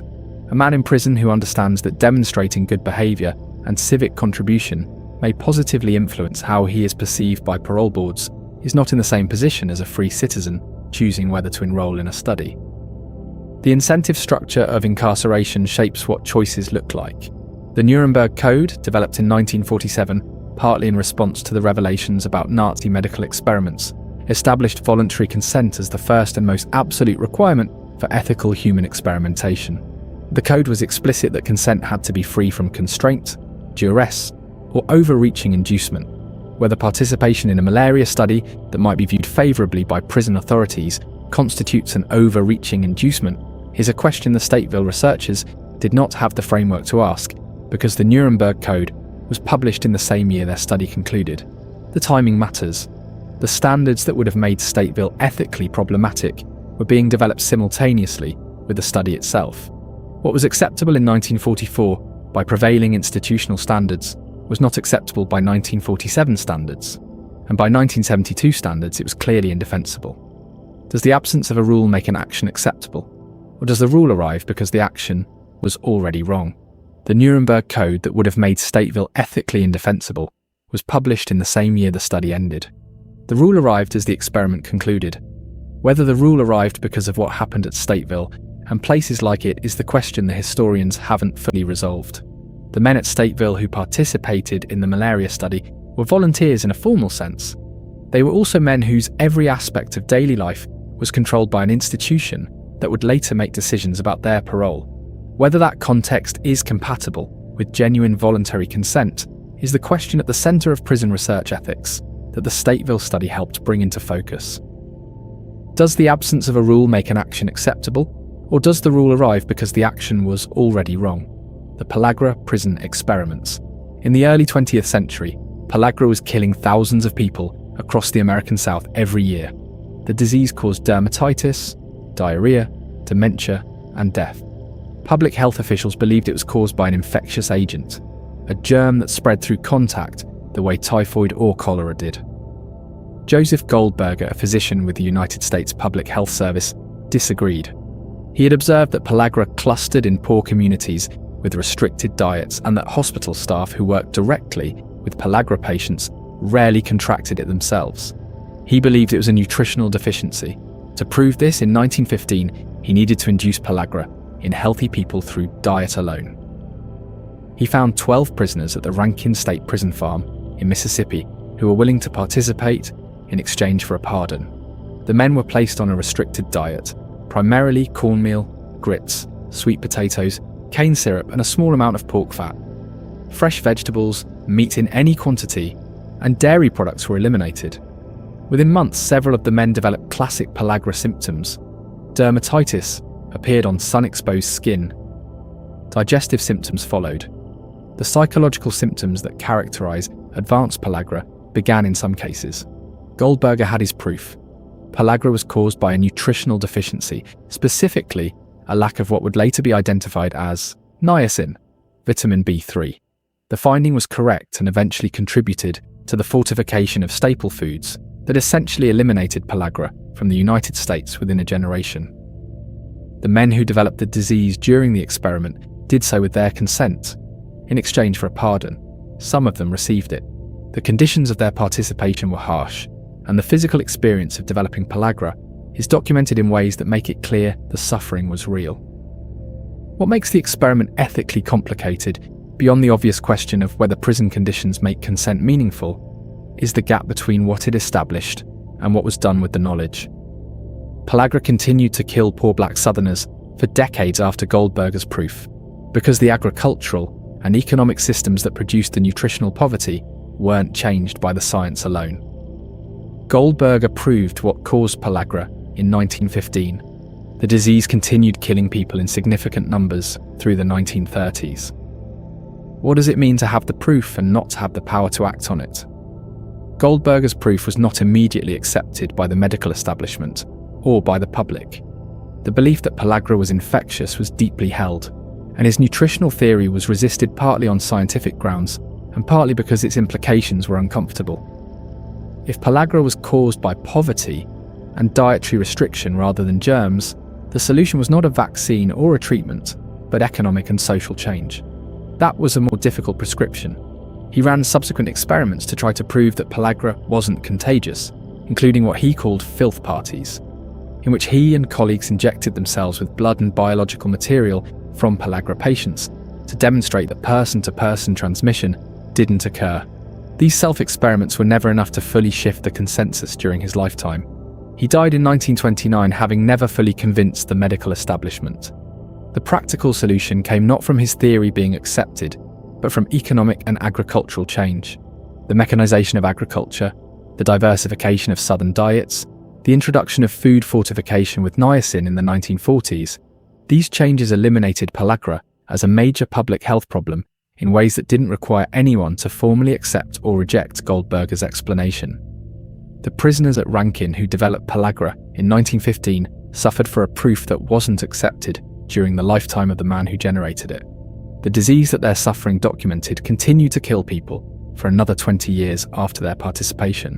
What do you owe to the people who provided the evidence when the evidence wasn't enough to produce the change? Goldberger proved what caused Pellagra in 1915. The disease continued killing thousands of poor Southerners through the 1930s. The distance between proof and remedy in this case was measured in human lives. The prisoners at Rankin who developed Pellagra in 1915 received their pardons. Goldberger published his findings.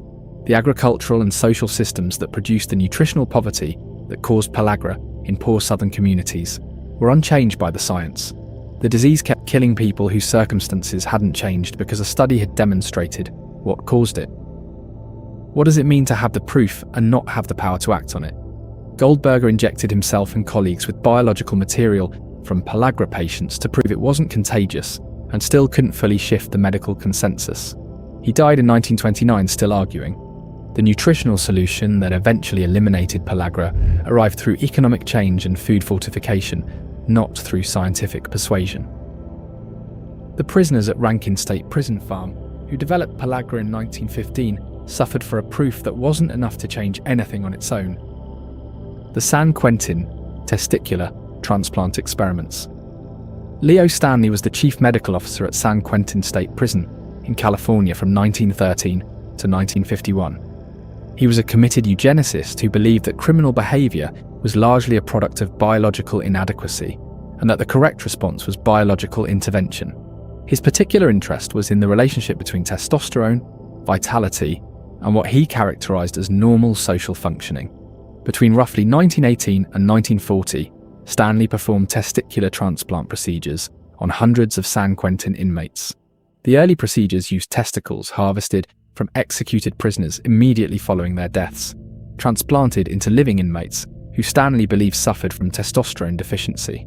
When executed prisoners were unavailable in sufficient quantity, Stanley shifted to using testicular material from rams, boars, and deer, ground into a paste and injected into the abdominal walls of inmates. Stanley believed these procedures would rejuvenate his patients, restore vitality, and potentially reduce criminal tendencies by correcting the biological defects he believed underlay them. He published papers on his results in medical journals of the period, describing cases he considered successes. Contemporary medical science had no reliable mechanism for evaluating these claims because the understanding of hormones and their function was still rudimentary. The procedures had no scientific basis for the outcomes Stanley claimed. Transplanted testicular tissue from executed prisoners or from animals would not integrate with the recipient's body or function in the way Stanley described. Any perceived effects were almost certainly placebo responses, natural variation, or wishful interpretation by a researcher whose conclusions were predetermined by his ideology. The inmates who received these procedures were not fully informed of what was being done to them or on what basis. Participation was connected to perceived benefits within the prison system, a shorter time to parole review, better work assignments, and other advantages that made refusal functionally expensive for men with limited options. Stanley's work was praised in its time. Eugenics was a mainstream scientific and social movement in the United States in the early 20th century, and his prison offered what appeared to be a practical application of its principles. He retired in 1951 after 38 years at San Quentin. He died in 1976. What does it reveal about science that procedures with no basis in fact can be published, praised, and repeated for 20 years by a credentialed physician at a major institution? Stanley's confidence in his procedures was characteristic of the eugenics movement more broadly. Eugenics in the early 20th century was not a fringe belief. It was taught in universities, funded by major foundations, and endorsed by prominent scientists, physicians, and public intellectuals. Forced sterilization of people deemed unfit was legally sanctioned in many states. The Supreme Court upheld compulsory sterilization in Buck versus Bell in 1927. The movement's underlying assumption that human social problems could be addressed through biological intervention in the right populations was mainstream. Stanley published his results in reputable journals. He was considered an innovative prison physician. The procedures had no scientific basis and caused unnecessary harm, but within the ideological frame of the period, they appeared to be reasonable applications of available knowledge. The eugenics movement is now understood as pseudoscience with catastrophic social consequences. Its embrace by mainstream American scientific institutions in the early 20th century is considered one of the more significant failures of institutional credibility in the history of American science. Stanley's work was part of that failure. His patients, the prisoners who received injections of ram testicle paste in the belief that a medical officer was doing something that would benefit them were collateral damage in a scientific movement's decades-long project of legitimating its ideology through institutional authority. What does it mean for an entire scientific movement to be wrong in ways that credentialed professionals couldn't see at the time? And what is the present-day equivalent of that blindness? What Stanley was doing at San Quentin was praised in his time. The movement whose assumptions made his work possible has been recognized as one of the most significant scientific failures and moral catastrophes in American history. His patients, the men who received injections of animal tissue because a physician told them it would help them, are not named in any memorial. The inmates who received Stanley's procedures were told they were receiving something that would benefit them. Some of them believed it. The placebo effect probably produced experiences that felt like improvement. Whether any of them tried to understand years later what had actually been injected into them and what conclusion they would have reached if they had is not something the records address. What does it mean for an entire scientific movement to be wrong in ways credentialed professionals couldn't see at the time? And what is the present-day equivalent of that blindness? The Southam cancer cell injections. Chester Southam was an immunologist at the Sloan Kettering Institute for Cancer Research in New York, and he was genuinely curious about a question that had real scientific importance. The human immune system, he believed, should recognize and reject foreign cancer cells the way it recognized and rejected foreign tissue. If that was true, injecting cancer cells into a healthy person should produce a vigorous immune response that cleared the cells quickly. If the immune system was compromised, the cells might grow. In 1954, he began testing this hypothesis. His early work involved injecting live cancer cells into cancer patients at Memorial Hospital, on the reasoning that patients who were already ill might be willing to participate, and that their conditions might not significantly worsen. He didn't always explain clearly to these patients that the cells were cancerous. He described the procedures as tests of immune function. In 1963, he extended this work to healthy, non-cancer patients at the Jewish Chronic Disease Hospital in Brooklyn. 22 elderly patients, admitted to the hospital for various non-cancer conditions, received injections of live HeLa cancer cells. HeLa cells are the famously immortal cancer cell line derived from Henrietta Lacks in 1951. They grow aggressively and indefinitely in culture. The patients were told they were receiving a skin test. They were not told the test involved cancer cells. They were not told the injections were part of a research study that had nothing to do with their treatment. 3 young physicians at the hospital refused to participate in the procedure when they learned what it involved. They reported their concerns to the hospital administration, which did not act on them. They then reported to the Board of Regents of the state of New York. An investigation followed. Southam and the hospital's medical director lost their medical licenses on a 1-year probationary suspension. Most of the patients' immune systems did reject the cells successfully. None developed cancer as a result of the injections that could be documented. The fact that things turned out reasonably well physiologically for the patients is not generally considered a defense of injecting cancer cells into elderly patients who'd been told they were getting a skin test. What does it mean for a research outcome to be favourable when the research itself was conducted through deception? The 3 physicians who refused to participate in the Southam injections at the Jewish Chronic Disease Hospital in Brooklyn acted in a way that was professionally costly. Refusing a direct assignment from a superior at a research hospital meant putting their own positions at risk. They reported their concerns through institutional channels first and found those channels unresponsive.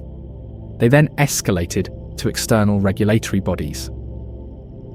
Their decision to escalate is now held up as an example of appropriate whistleblowing in medical research. At the time, it was treated, within the institution, as a form of insubordination.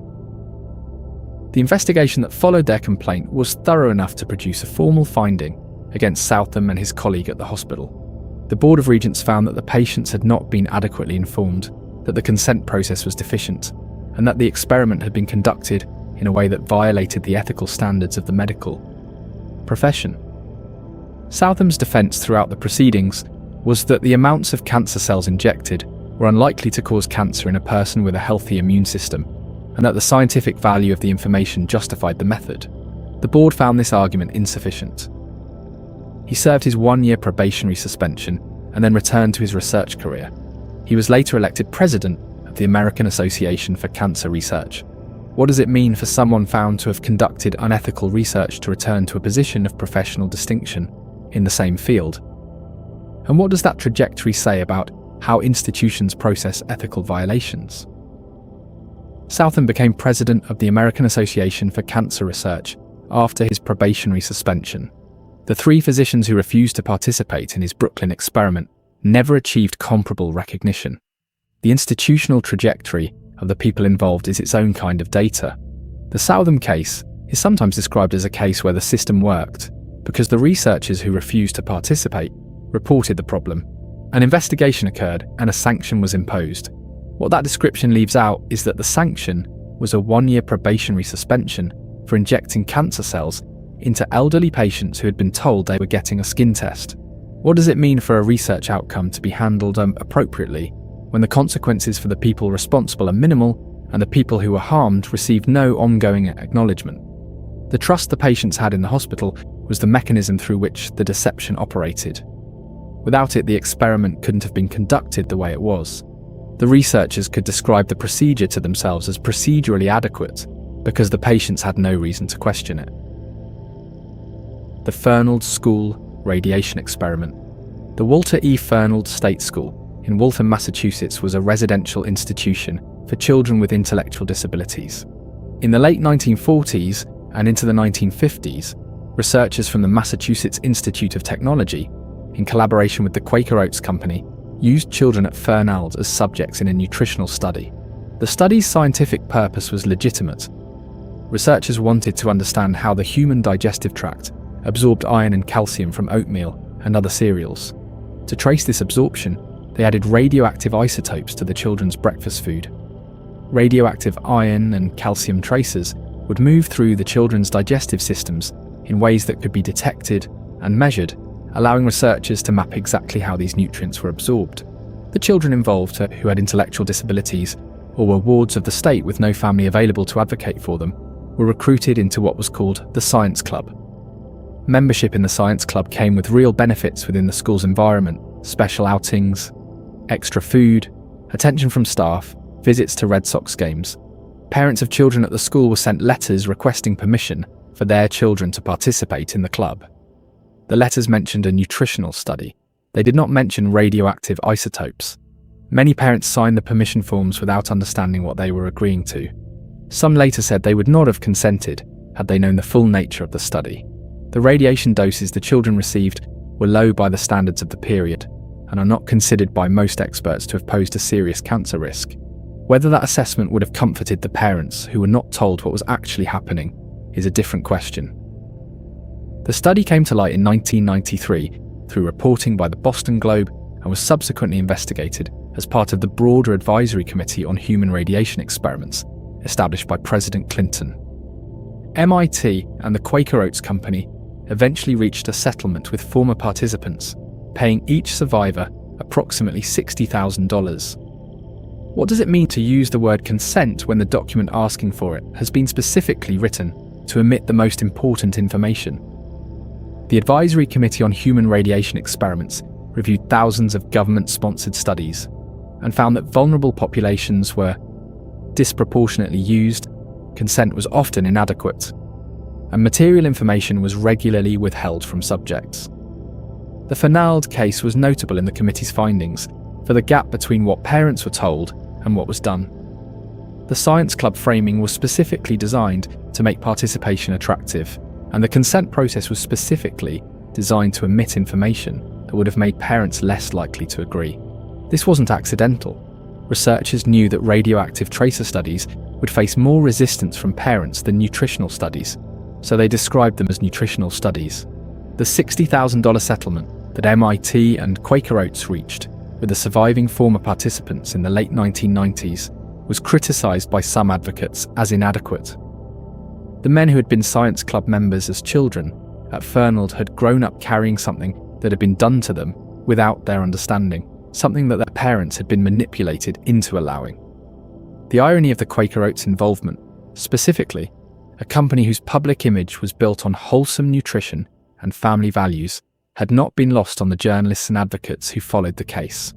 oatmeal with radioactive traces in it, served to children in a state institution whose parents had been told only that they'd joined a science club. What does a company owe to the children who ate its product in circumstances the company helped create and then failed to disclose? The science club met on weekends. The boys who were members got extra food and went to baseball games. They ate breakfast cereal that contained radioactive traces. The consent form their parents signed mentioned a nutritional study and did not mention what was in the cereal. The boys at Fernald, who joined the science club, were in a residential institution.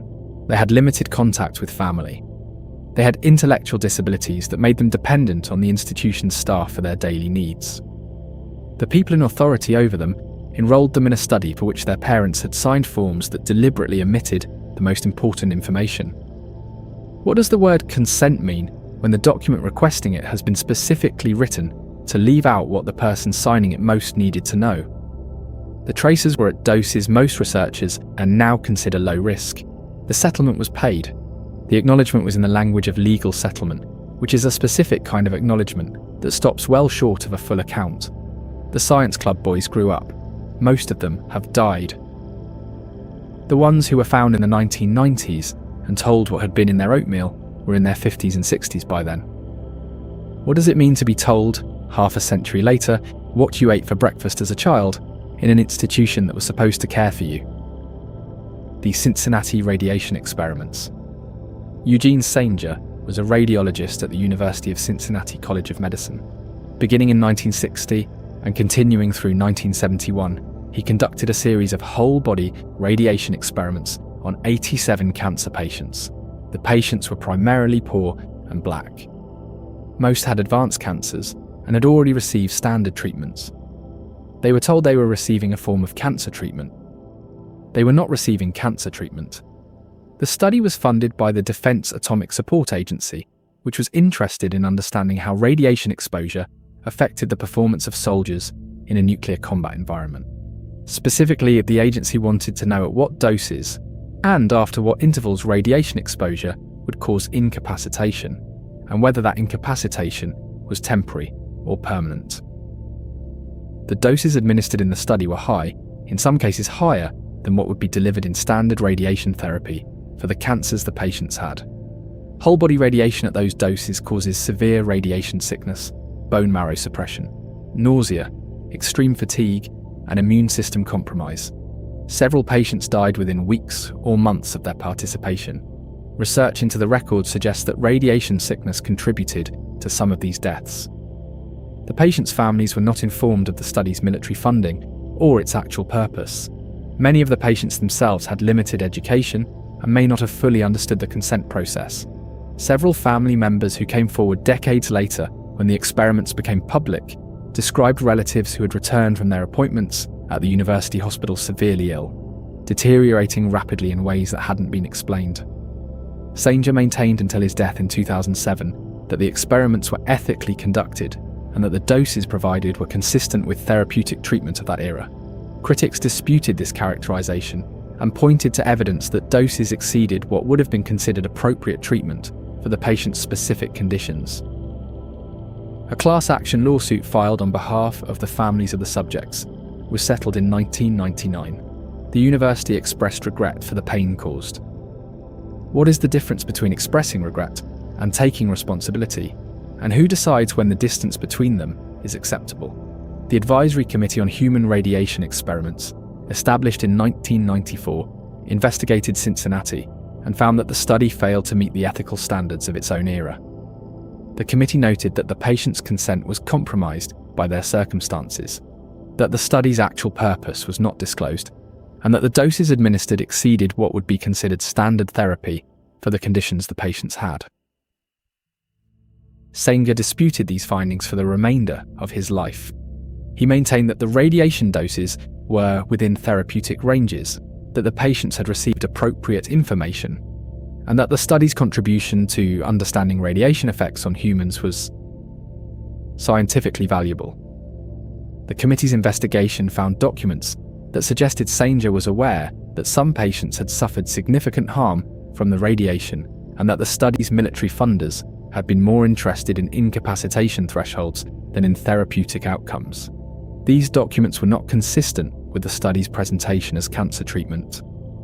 Family members of the deceased participants who came forward in the 1990s described relatives who had returned from appointments at the university severely ill, who had deteriorated rapidly without explanation. Some described physicians being reluctant to discuss what had occurred at the university with the family.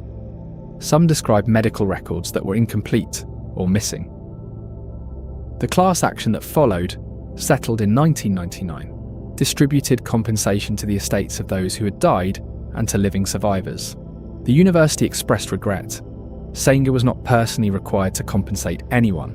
What is the difference between regret and accountability when the institution that authorized the harm is still operating, and the individuals responsible have faced no personal consequence?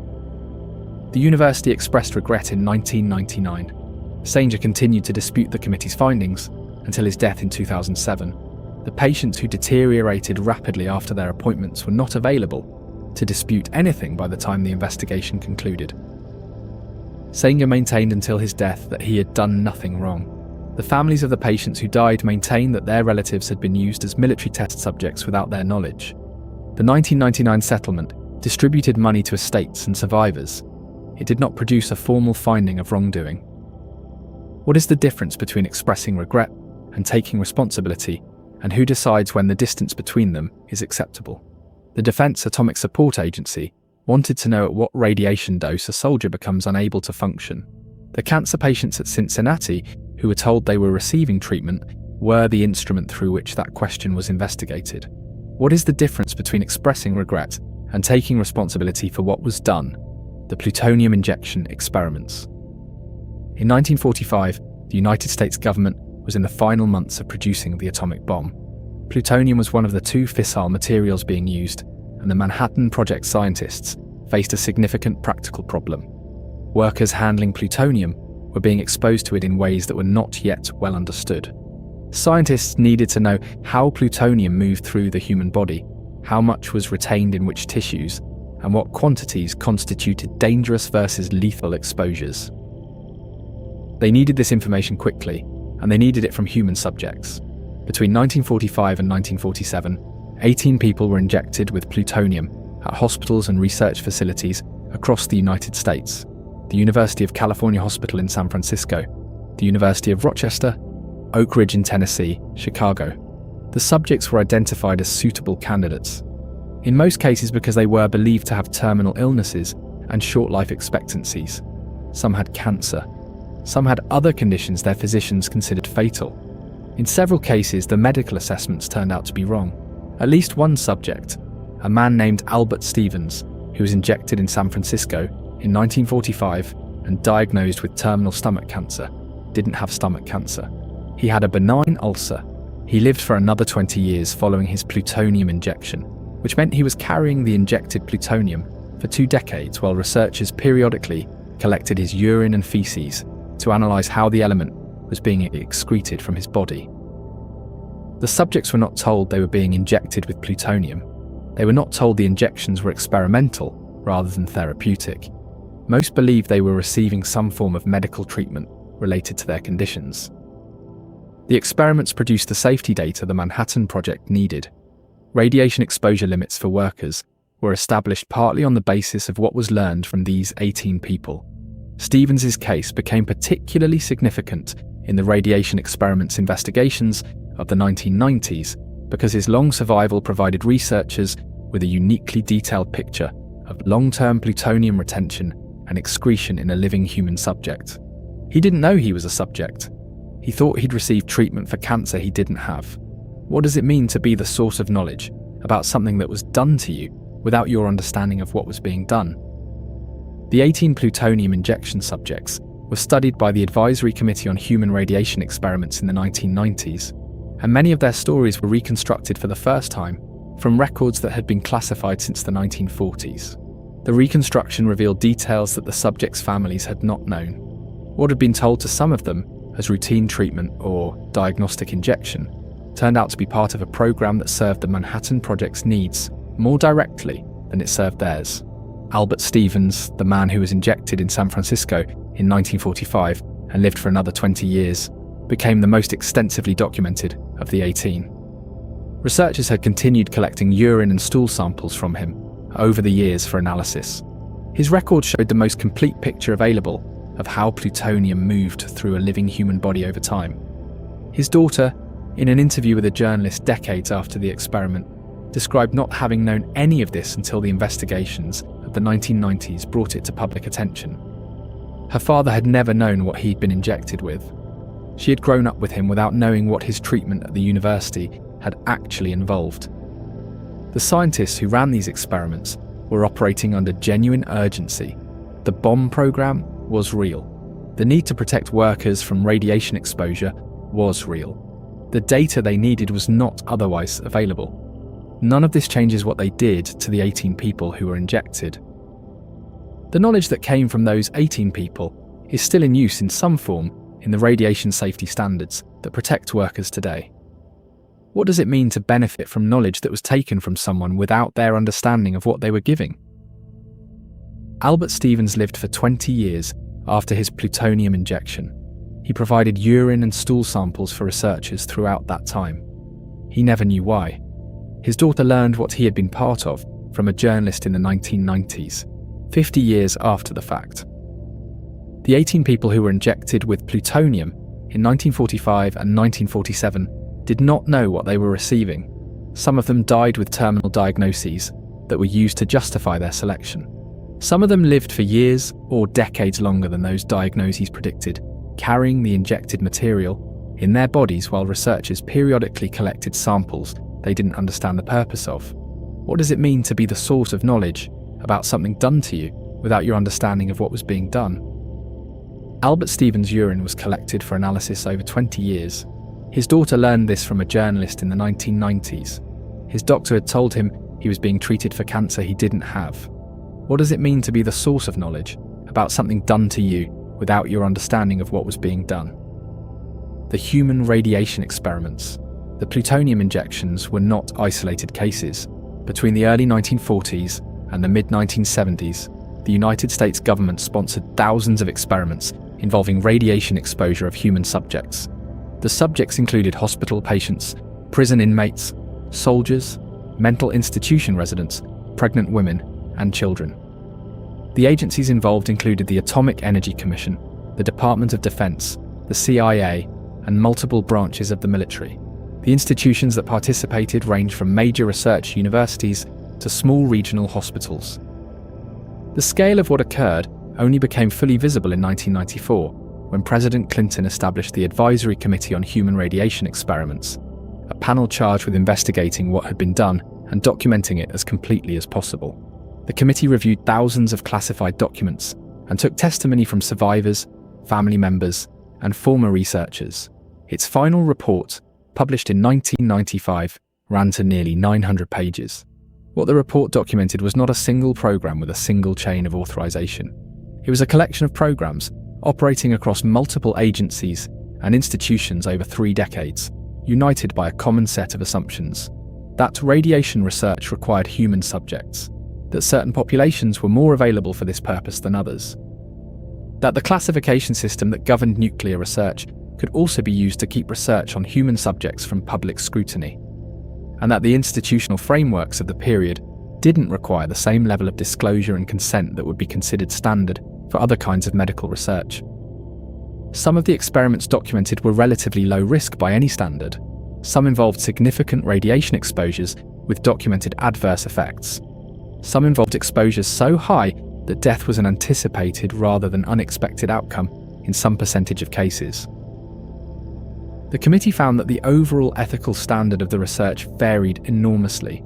Some studies had reasonable consent processes given the norms of their period. Others had essentially no consent process at all. Some researchers were aware they were doing something that would not withstand public scrutiny. Others operated within institutional frameworks that had approved their methods and didn't require them to consider the question. No comprehensive legal accountability followed the report. Families of some subjects received settlements. Formal apologies were issued for some programs.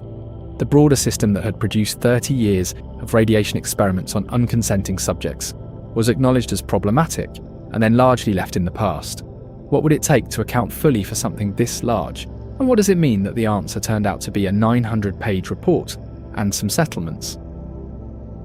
The advisory committee's report attempted to establish a framework for what acceptable research ethics would have looked like during the period in question, and to assess how many of the documented programs fell within that framework. The answer was that many of them did not meet even the standards of their own era. Some researchers knew they were doing something that required concealment, not just because of classification requirements, but because public scrutiny would have ended the programs. That awareness is documented in correspondence between researchers and administrators. What the report couldn't do was make anyone accountable. The government agencies that had authorised and funded the programs were not subject to prosecution. Individual researchers who had died before the report was completed couldn't be held responsible. Living researchers who were identified denied wrongdoing or pointed to institutional approval as exculpatory. The 900-page report exists, the experiments it documents existed, the people they were done to existed, and in some cases are still alive.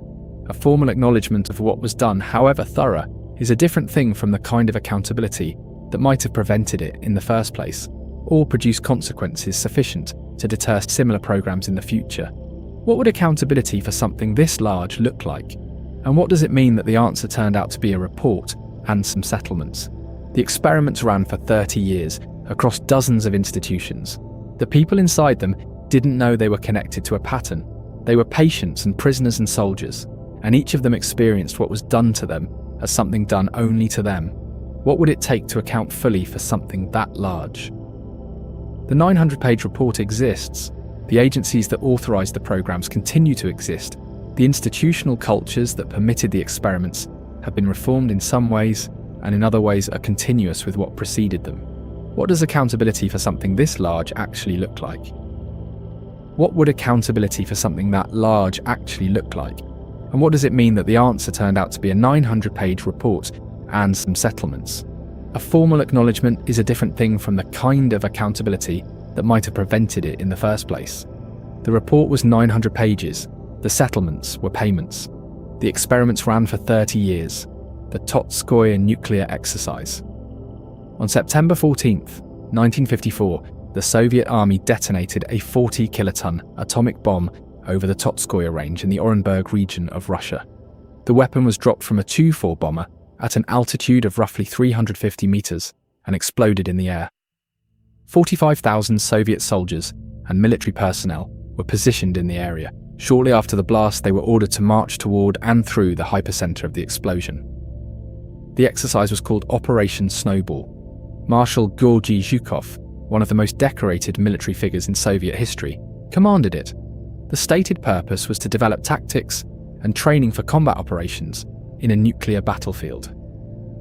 Military planners needed to know how quickly and effectively troops could move through a nuclear strike zone, whether command and control could be maintained in the aftermath of a nuclear detonation, and what the practical military implications of nuclear weapons use would be for ground operations.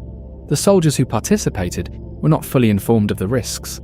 Many believed the exercise was primarily a test of military discipline and combat readiness in difficult conditions. Some were given limited protective equipment. Some were positioned in trenches at distances that would have offered some protection from the immediate blast effects. Others were at distances that exposed them to significant radiation.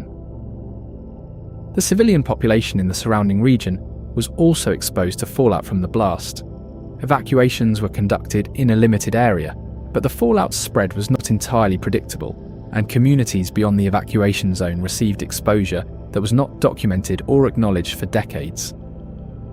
Long-term health outcomes for the participants and the surrounding civilian population have been contested for 60 years. Former participants and their families have reported elevated rates of cancer and other conditions they attribute to radiation exposure. The Soviet and later Russian military has been reluctant to acknowledge a causal relationship between the exercise and subsequent health problems. Many of the surviving participants have spent decades seeking recognition that their health conditions were connected to their participation in Operation Snowball. The documentation needed to support these claims was classified for most of the Soviet period and has been released only partially since. The exercise produced military knowledge.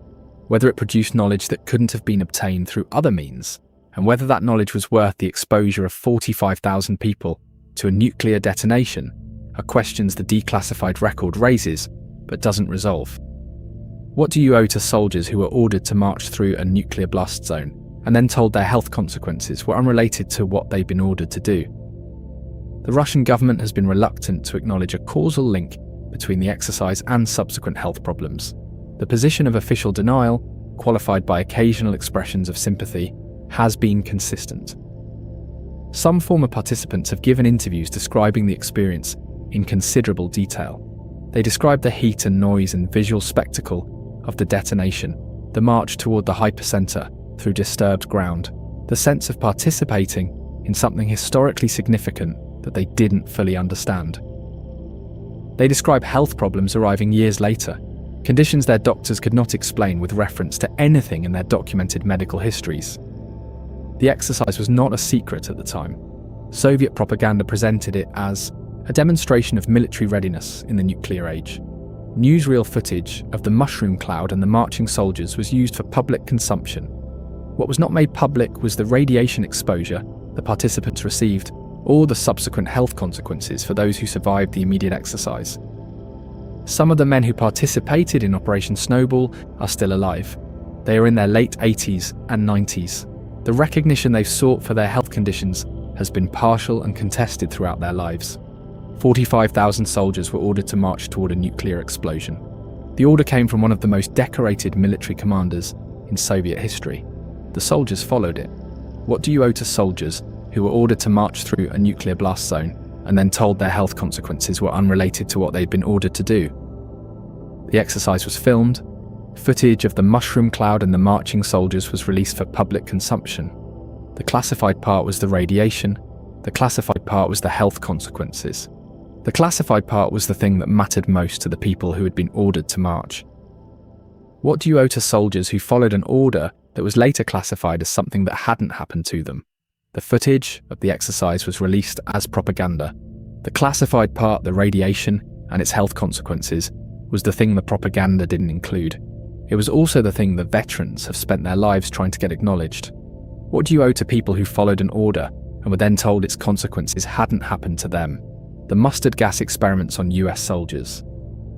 During World War II, the United States military conducted secret experiments on approximately 60,000 American soldiers to evaluate the effectiveness of protective gear against mustard gas and a related compound called lewisite. The experiments were conducted at multiple locations across the country and involved exposing soldiers to chemical agents in controlled settings, sometimes in gas chambers, sometimes outdoors. The soldiers were told they were testing summer uniforms or other military equipment. They were not told they were being exposed to chemical warfare agents. Afterward, they were told the experiments were classified and ordered not to discuss what had happened to them with anyone, including their own physicians. The experiments were deliberately stratified by race. Military researchers tested whether different ethnicities responded differently to chemical exposure. African American, Japanese American, and Puerto Rican soldiers were included in separate test groups, specifically to compare their responses to those of white soldiers. There was no scientific basis for expecting racial differences in response to chemical burns. The racial stratification was a product of the eugenicist thinking that pervaded American institutions in that period. Many soldiers suffered serious injuries from the exposures, including severe skin blistering that left permanent scarring, eye damage that produced lasting vision problems, and respiratory injuries that caused chronic lung conditions. Because the experiments were classified, these veterans had no documentation connecting their injuries to their service. When they sought medical care through the Veterans Administration, they had no records to support claims of service-connected disability. The classification was maintained for decades. Veterans who tried to discuss what had happened to them faced the problem of having no documentary proof of an experience they'd been ordered to keep secret.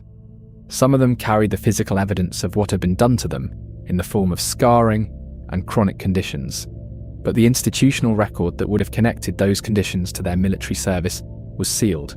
Public acknowledgement of the experiments came in the 1990s, following reporting by journalists and a VA study that documented what had occurred.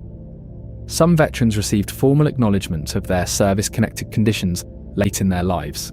Some died before the acknowledgement arrived.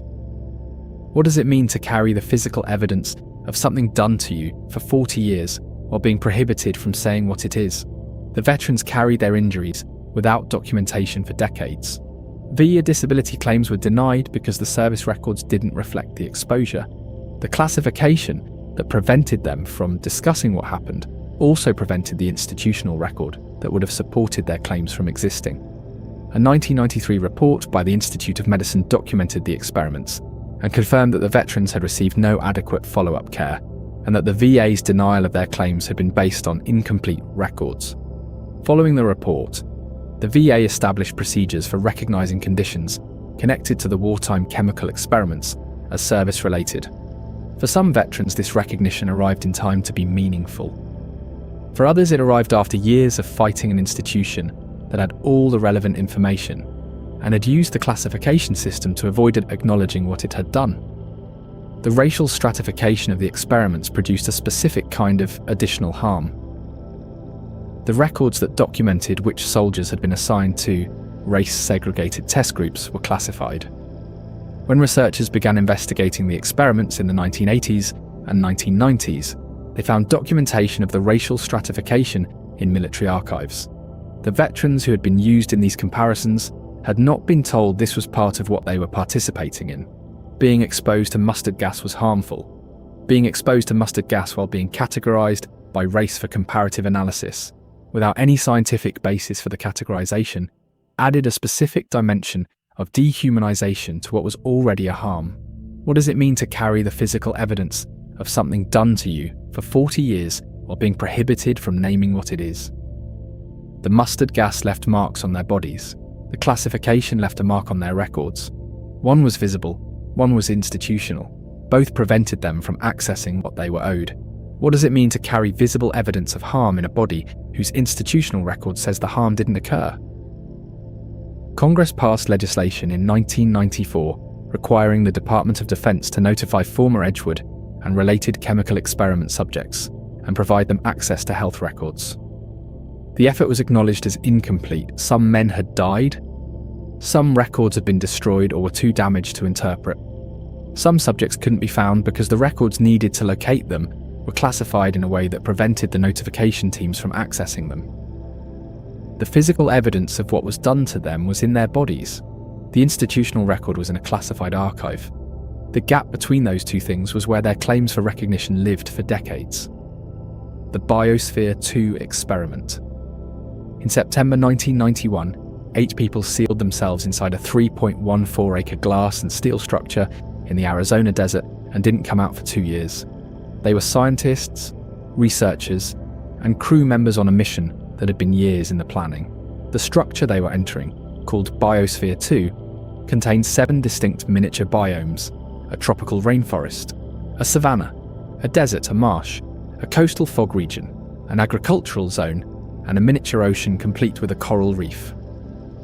The idea was to create a self-sustaining ecological system completely sealed from the outside world that could support human life indefinitely. The experiment was privately funded by a billionaire named Ed Bass and managed by a group called Space Biospheres Ventures. The scientific goal was to understand whether enclosed ecosystems were viable for long-term human habitation, with obvious implications for space colonization. The 8 crew members would grow their own food, recycle their own water, and breathe only the oxygen produced by the plants and algae inside the structure. Nothing would come in or go out except sunlight and communication. Within months, the problems began accumulating in ways the planners hadn't anticipated. Oxygen levels in the structure started dropping, falling from a normal atmospheric level of 21% to around 14%, equivalent to the oxygen available at an altitude of 13,000 feet. Researchers spent months trying to understand why. The eventual explanation was that the concrete used in the structure's construction was absorbing carbon dioxide as it cured, disrupting the carbon cycle in ways the models hadn't predicted.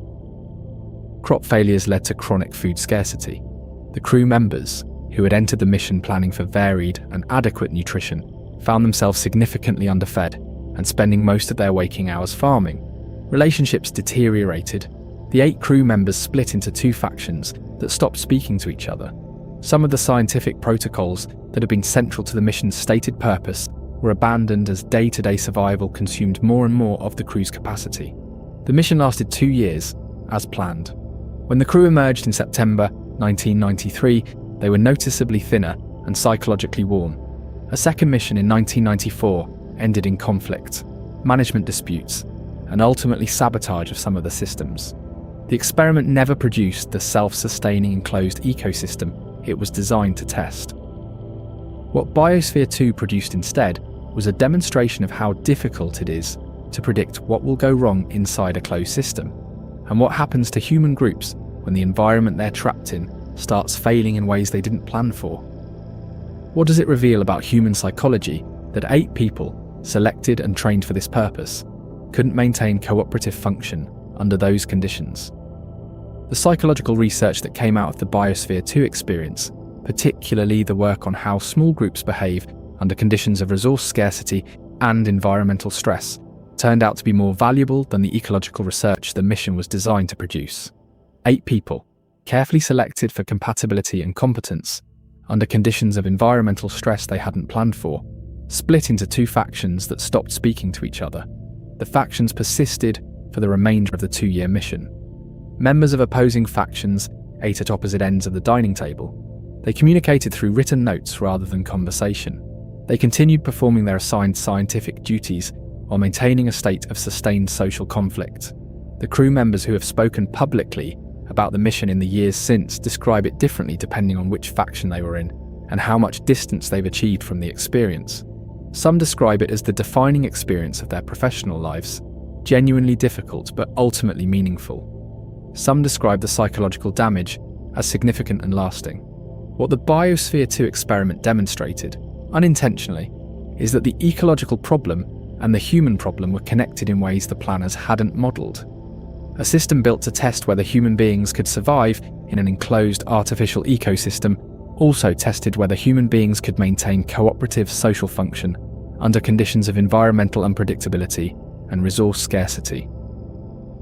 The ecological system failed partly because of unconsidered variables. The social system failed partly because of the same unconsidered variables.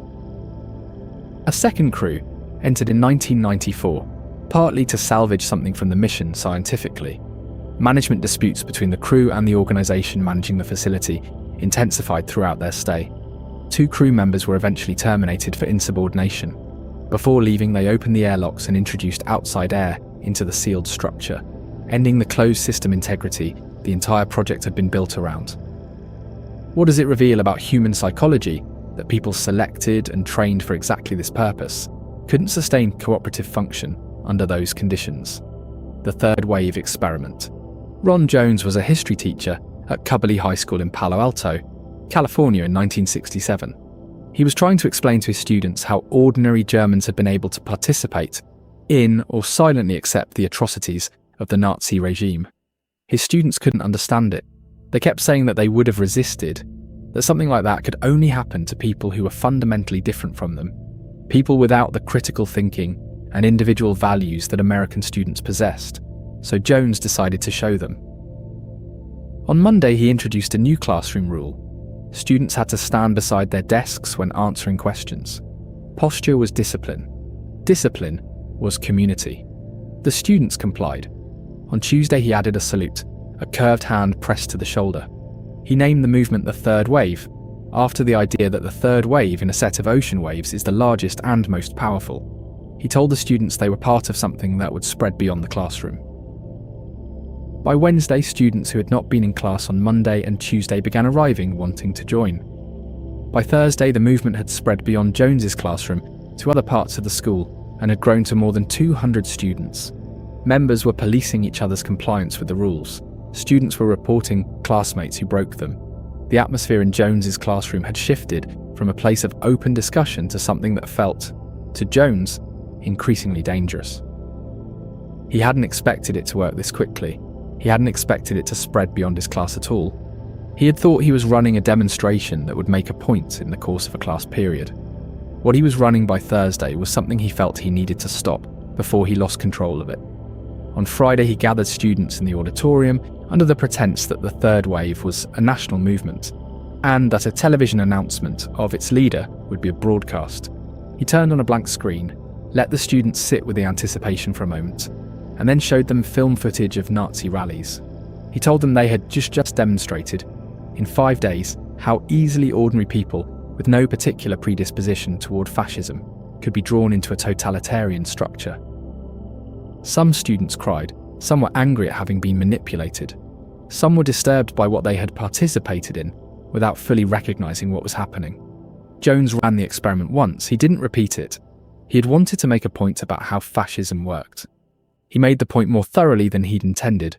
How quickly could a structure like that take hold in a place you currently feel safe? And what would it look like from inside while it was forming? The third wave has been dramatized and written about extensively since Jones first told the story publicly. It became a standard reference in discussions of conformity and the mechanisms of totalitarianism. What's interesting about the documented record versus the various dramatizations is where they diverge. Jones's original account, written in the 1970s, is vivid and detailed but was written years after the events and from memory, without contemporary documentation. Some researchers who have investigated the historical record have found that some elements of Jones's account can't be corroborated, and that the experiment may have developed differently than the canonical version suggests. Whether 200 students actually joined, whether the level of informant behaviour was as pronounced as Jones described, whether the confrontation at the end unfolded exactly as he wrote it, are questions the historical record can't definitively resolve. Jones was a good teacher and a good storyteller, and the story he told served important pedagogical purposes. It's possible the telling improved the experiment's dramatic arc over time. What isn't disputed is that Jones ran something in his classroom in 1967, that students responded to it in ways that disturbed him, and that he ended it before it went further. The core demonstration was real, whatever the precise scale. The students who participated were high schoolers in suburban California in 1967, the year that protests against Vietnam and the counterculture were reaching their peak. The students who were most confident they would have resisted fascism were themselves capable of building the structures of it in 5 days in a classroom. How quickly could a structure like that take hold in a place you currently feel safe, and what would it look like from inside while it was forming? Jones taught history. He wanted his students to understand how fascism happened to ordinary people. He ran the experiment once, got an answer faster and more thoroughly than he'd expected, and ended it. The answer he got was that it can happen faster than anyone plans for, and that most people don't notice while it's forming.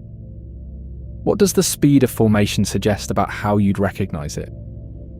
Jones has described the experiment for 50 years. Whether the version most people know is exactly what happened is uncertain. What isn't uncertain is that something happened that disturbed him enough to end it. What does the speed of formation suggest about what you would or wouldn't notice from inside it? The Philadelphia Experiment. On October 28, 1943, according to the legend, the United States Navy destroyer escort USS Eldridge was fitted with experimental electromagnetic generators at the Philadelphia Naval Shipyard and became invisible. Not just radar invisible, visually invisible. The ship disappeared from the harbour. It was reportedly teleported to Norfolk, Virginia, held there briefly as naval observers watched, and then returned to Philadelphia. The crew members, when the experiment ended, suffered catastrophic effects. Some went insane, some vanished permanently. Some were reportedly found fused into the ship's hull, their bodies molecularly integrated with the steel. The story originates with a man named Carl M. Allen, who signed himself Carlos Allende, who in 1955 sent a heavily annotated copy of a book about UFOs to a naval researcher named Morris Jessup. Allen's annotations described the Philadelphia experiment in detail, claiming he had witnessed the Eldridge's disappearance from a nearby merchant vessel. He described the aftermath in terms that became the foundation of the legend. The Office of Naval Research, which received Jessup's copy of the annotated book, investigated. The Eldridge's official logs placed it nowhere near Philadelphia on the dates Allen specified. Multiple crew members who served aboard the Eldridge during the war gave accounts completely inconsistent with any teleportation or invisibility experiment having occurred.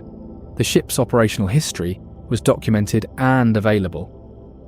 What the Navy was actually doing in 1943 that might have produced a misunderstood observation is a concept called degaussing. Ships were fitted with large electromagnetic coils to neutralize their magnetic signatures, making them invisible not to the human eye, but to magnetic underwater mines. This process involves significant electrical equipment, unusual electromagnetic fields, and procedures that would have appeared strange to an uninformed observer. The Philadelphia experiment, as described by Allen, did not happen. The story survived because it was specific enough to feel credible, because the Navy's wartime activities were genuinely classified and couldn't be fully denied, and because the human appetite for evidence that reality is stranger than it appears is reliable enough to sustain a legend indefinitely. The USS Eldridge was sold to Greece in 1951. It served in the Greek Navy as the Leon until 1992, when American tourists occasionally visited the ship to ask crew members about the teleportation experiment. The Greek sailors reportedly had no idea what they were talking about. What is the difference between a story that feels true and a story that is true, and why is the feeling sometimes enough? Carl Allen was an eccentric figure whose credibility was limited. His annotations were filled with inconsistencies and unverifiable references. The Naval Research Office found no corroborating evidence. Books were written anyway, films were made, the legend accumulated detail with each retelling. What the Philadelphia experiment legend does is take a real event, the classified wartime activity of the US Navy, and insert an impossible story into the space where the classified information would be. The genuine secrecy of wartime military programs means denials can always be attributed to the continuation of that secrecy. The Navy saying it didn't happen is exactly what the Navy would say if it did happen. Absence of evidence can be reframed as evidence of suppression. This structure, a true event with a secret that creates space for an invented story to occupy, appears in a significant number of conspiracy theories and legends. The secrecy is real, the secret itself is fictional, but the real secrecy provides just enough cover for the fictional secret to feel plausible. The USS Eldridge, after its sail to Greece, sailed the Mediterranean for 40 years. Its crew members answered questions about invisibility and teleportation from curious tourists. They knew nothing about it because it had never happened, but knowing nothing is exactly what you'd expect from people who'd been ordered to forget. What is the difference between a story that feels true and a story that is true? And why is the feeling sometimes enough to sustain a legend for 70 years? The Eldridge is gone now, scrapped in the 1990s after its service with the Greek Navy. The legend is not gone. It's been elaborated in the decades since Allen wrote his letters, accumulating detail that makes it sound more specific and therefore more credible with each iteration. The gap between what feels true and what is true is where legends live. The Philadelphia experiment has appeared in films, books, and online forums continuously since the 1950s. Each iteration adds detail. The specificity makes it feel more credible rather than less. The USS Eldridge was a working warship that served in two navies. Its crew members performed ordinary naval duties. The legend attached to it describes something that didn't happen to them in a way that will probably outlast the last person who could remember serving aboard it. What is the difference between a story that feels true and a story that is true? And why is the feeling sometimes enough to sustain a legend for 70 years? The Robbers Cave Experiment. In 1954, a social psychologist named Muzaffar Sharif brought 22 12-year-old boys to a summer camp in Oklahoma's Robbers Cave State Park. The boys didn't know they were part of an experiment. They thought they were at an ordinary summer camp. Sharif and his colleagues were posing as camp staff. The boys were carefully selected. All were white Protestant, from two-parent homes with similar socioeconomic backgrounds and similar school performance. Sharif wanted to eliminate as many pre-existing group differences as possible, so that any conflict he observed could be attributed to the experimental conditions rather than to outside factors. For the first week, the boys were divided into two groups and kept completely separate, not even knowing the other group existed. Each group bonded through shared activities, gave itself a name, developed its own norms and rituals. One group called themselves the Eagles, the other called themselves the Rattlers. In the second week, Sharif introduced the groups to each other through direct competition, a tournament with prizes that could only go to one group. Almost immediately, the groups began showing hostility toward each other. Eagles and Rattlers engaged in name-calling, raided each other's cabins, burned each other's flags. The researchers documented the rapid formation of in-group favoritism and out-group hostility in boys who had been selected precisely because they had no prior relationship and no meaningful differences. In the third week, Sharif tested whether the hostility could be reversed.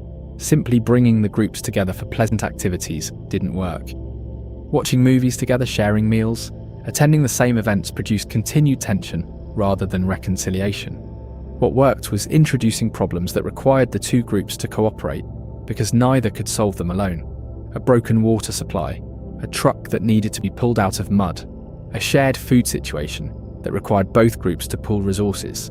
After several of these shared challenges, the hostility decreased measurably. By the end of the final week, some cross-group friendships had formed.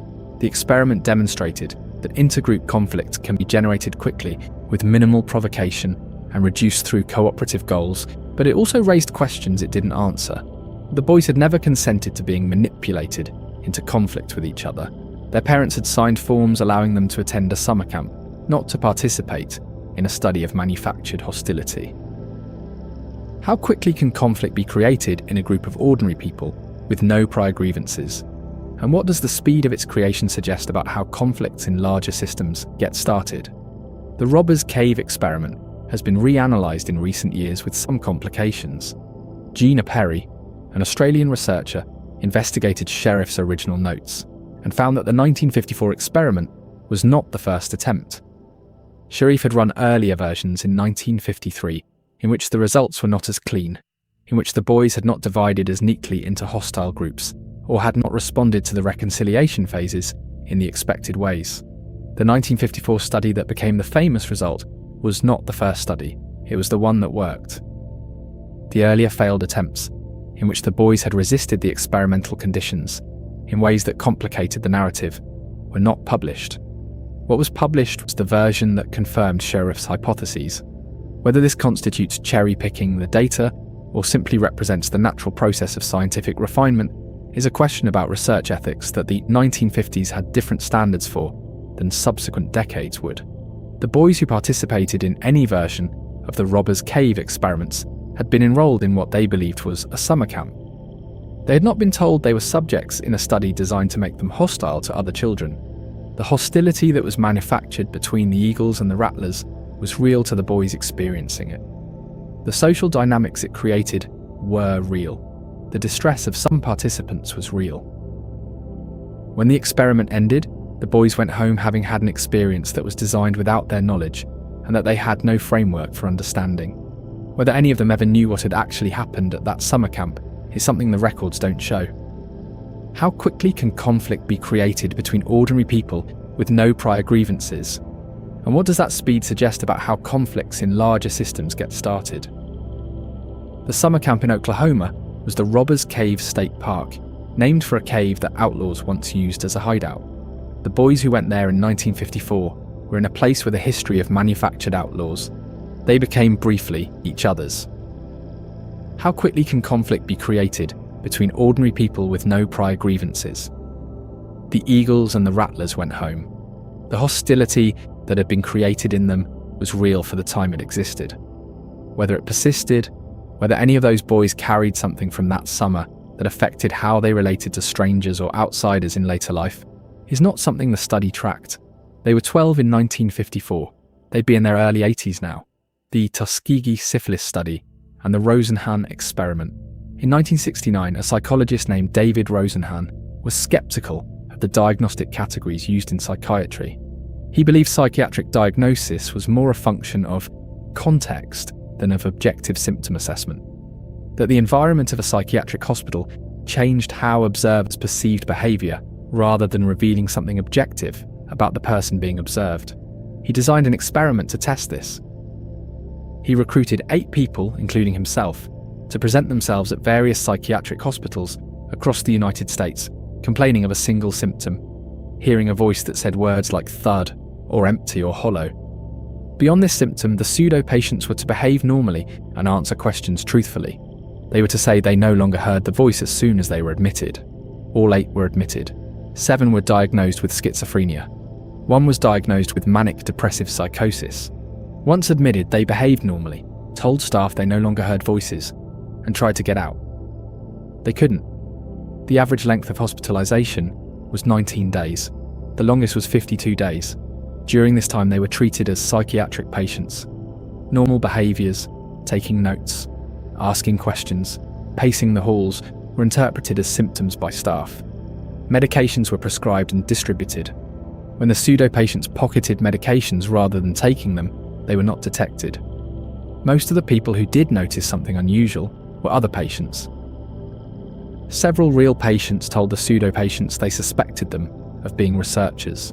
Staff did not. When Rosenhan published the results in the journal Science in 1973, the response from the psychiatric establishment was significant. One hospital administration challenged him, inviting him to send pseudo-patients to their institution over the next 3 months while their staff tried to identify them. Rosenhan agreed. At the end of the 3 months, the hospital reported that out of 193 admissions, 41 had been identified as probable pseudo-patients. Rosenhan had sent none. The experiment exposed genuine problems with how psychiatric diagnosis worked. It also raised questions it didn't resolve. Whether the diagnostic problems it revealed were correctable within the existing system, or whether they pointed to something more fundamental about how psychiatric categories function, is a debate that has continued for 50 years. Once a label is applied in an institutional context, what does it take to remove it? The Rosenhan experiment has a complicated legacy. Its immediate impact was significant. The study contributed to the revision of the Diagnostic and Statistical Manual of Mental Disorders, which was in a period of significant internal debate in the early 1970s. It strengthened the arguments of reformers within psychiatry who wanted more rigorous diagnostic criteria. It contributed to the deinstitutionalization movement that was already underway. It also became a reference point for critics of psychiatric diagnosis who argued that the entire system was fundamentally unreliable. Whether this use of the study was justified by what it actually showed is a question researchers have revisited. In 2019, a journalist named Susanna Cahalan published a book investigating the experiment and found significant problems with Rosenhan's documentation. Some of the data in his published paper appeared inconsistent with the record she could locate. One of the pseudo-patients she tracked down had a different memory of his hospitalization than Rosenhan's account suggested. Whether these discrepancies represent deliberate distortion, memory errors, or something else isn't clear from what she found. The core phenomenon the experiment documented remains real. Psychiatric hospitals do interpret behavior through the lens of diagnosis. Labels applied in institutional contexts do persist and shape perception. These things were true before Rosenhan's study and are documented in ways that don't depend on the accuracy of his specific claims. What the experiment showed about the relationship between institutional labels and perception is real, whether or not every detail of his published account is accurate. Once a label is applied in an institutional context, how much behaviour is subsequently interpreted through the lens of that label, and what does it take to remove it? The patients who noticed the pseudo-patients were behaving oddly were the other patients, not the staff. The people with psychiatric diagnoses, whose perception was officially considered unreliable, were the ones whose perception turned out to be most accurate. Once a label is applied in an institutional context, what does it take to have your perception trusted? Psychiatric diagnosis has changed substantially since Rosenhan's study. The DSM has been through multiple revisions.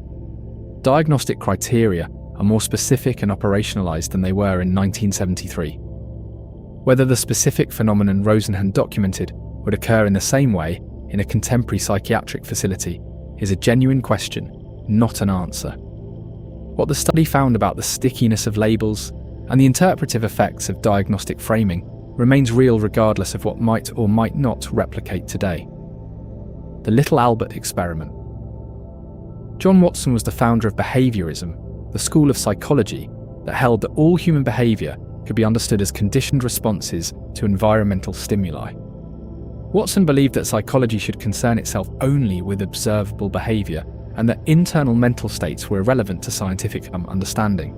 He believed that given sufficient control over a child's environment, he could condition that child to become any kind of person he wanted. In 1920, he and his graduate student Rosalie Rayner tested this at Johns Hopkins University with a 9-month-old infant known in the literature as Little Albert. Albert was selected because he appeared emotionally stable and rarely cried. Watson and Rayner first established that Albert had no fear of white rats, a rabbit, a dog, a monkey, various masks, or cotton wool. He reached for all of them with apparent curiosity, then they began the conditioning. Every time Albert reached for the white rat, Watson struck a metal bar behind Albert's head with a hammer, producing a loud clang. The sudden noise caused Albert to cry. After 7 pairings of the rat with a loud noise, Albert began showing fear responses to the white rat alone, even when no noise was made. He cried and crawled away. The fear then generalized. Albert showed similar, though less intense fear, responses to the rabbit, the dog, a fur coat, a Santa Claus mask, and Watson's own hair. The conditioned fear had spread to anything with similar properties to the original stimulus. Watson and Rayner planned to remove the conditioned fear through a reverse conditioning process. They never did. Albert left the study when his mother withdrew him from the hospital where she worked. Watson and Rayner lost track of him. The identity of little Albert was uncertain for decades. A researcher named Hall Beck eventually traced him to a man named Douglas Meritor, who died of hydrocephalus in 1925 at age 6. Beck also found evidence that Meritor may have had neurological problems at the time of Watson's experiment, that Watson was aware of but didn't disclose, which would have undermined Watson's claims about Albert's normalcy. A healthy child was conditioned to fear white fluffy things, and then allowed to leave with that fear intact. Whether the fear persisted through his short life, affecting how he moved through a world that contained white dogs and fur coats and Santa Claus masks, is something the record can't tell you. What does it mean to deliberately create a fear in a child and then decline to remove it because the experiment is over? The question of what happened to Douglas Meritor after Watson's experiment is complicated by the evidence Hallbeck found that Merritt may have been neurologically abnormal at the time Watson worked with him, due to hydrocephalus that would have been affecting his development. If this is accurate, Watson's claims about Albert as a healthy, normal infant may have been false, and the experiment's foundational validity is undermined. Beck published his findings in 2009. Russ Powell, another researcher, subsequently argued that Beck had identified the wrong child entirely, and that the real little Albert was a different boy named William Albert Barger, who had a different medical history, and who died in 2007 at age 87. The argument about Albert's true identity is not fully resolved.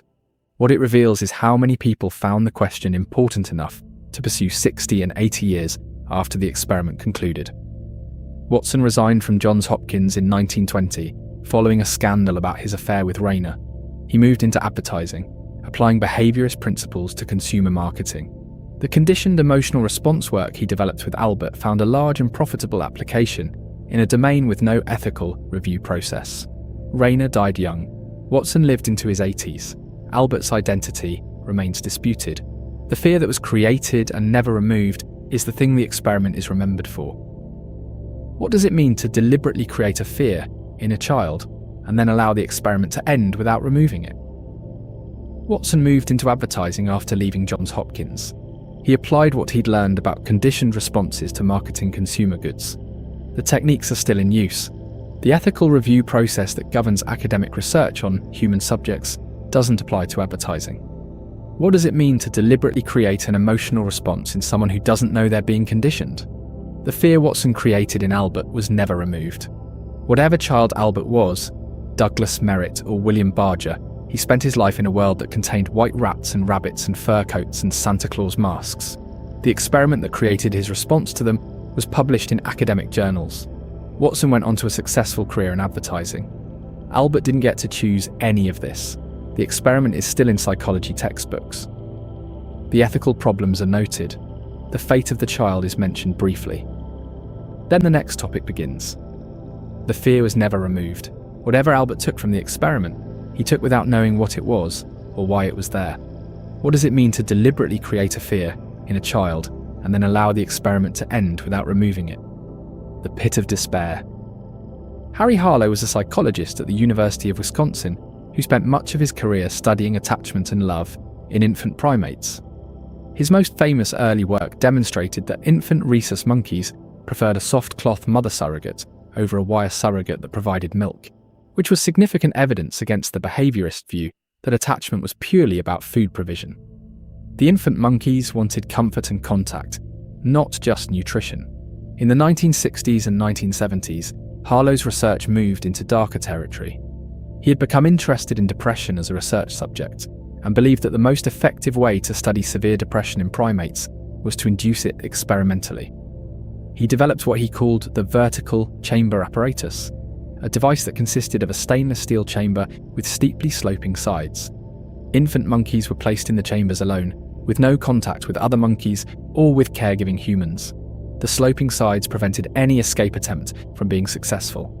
Monkeys were kept in these chambers for periods ranging from a few weeks to as long as a year. The results were severe and lasting. Monkeys removed from the chambers after weeks showed extreme behavioural disruption. They huddled motionless. They rocked compulsively. They were unable to interact socially with other monkeys and showed no interest in play. Long-term isolation produced animals that were, in Harlow's own description, obliterated as social beings. Many never recovered the capacity for normal social interaction. Harlow was attempting to create an animal model of human depression severe enough to test potential treatments. Whether the model was scientifically valid, whether the profoundly disturbed behaviour of isolated infant monkeys corresponds meaningfully to human depression, remains debated. What isn't debated is that the experiments produced severe and often permanent psychological damage in the infant primates subjected to them. The animal welfare standards that now govern primate research in most countries would not permit experiments of this kind. The regulations exist partly because of what Harlow did and the scientific community's eventual reckoning with what it had produced. Harlow died in 1981. His early work on attachment remains influential. His later isolation studies are more often cited as cautionary examples than as scientific contributions. What does it mean to study suffering by creating it? And when does the knowledge generated justify what was done to generate it? The animal rights movement that emerged in the 1970s and 1980s cited Harlow's isolation studies among the experiments that most clearly demonstrated the ethical problems with using primates in psychological research. The suffering produced in the isolation studies was severe, documentable, and arguably without sufficient scientific justification, given the limited applicability of the results to human depression. Harlow knew his research was disturbing. He described the vertical chamber apparatus in terms that acknowledged the deliberate severity of what he was inducing. He called the device a pit of despair and used the language without apology in his published work. He believed that understanding severe depression required studying it at its most severe, and that the only way to do that with control and replicability was to create it experimentally. Whether his animal model of depression was actually valid is something the depression research community has debated for decades. Human depression is heterogeneous with multiple etiologies, subtypes, and presentations. The behaviour of infant monkeys, subjected to extreme social isolation, maps onto some features of severe human depression, but not others.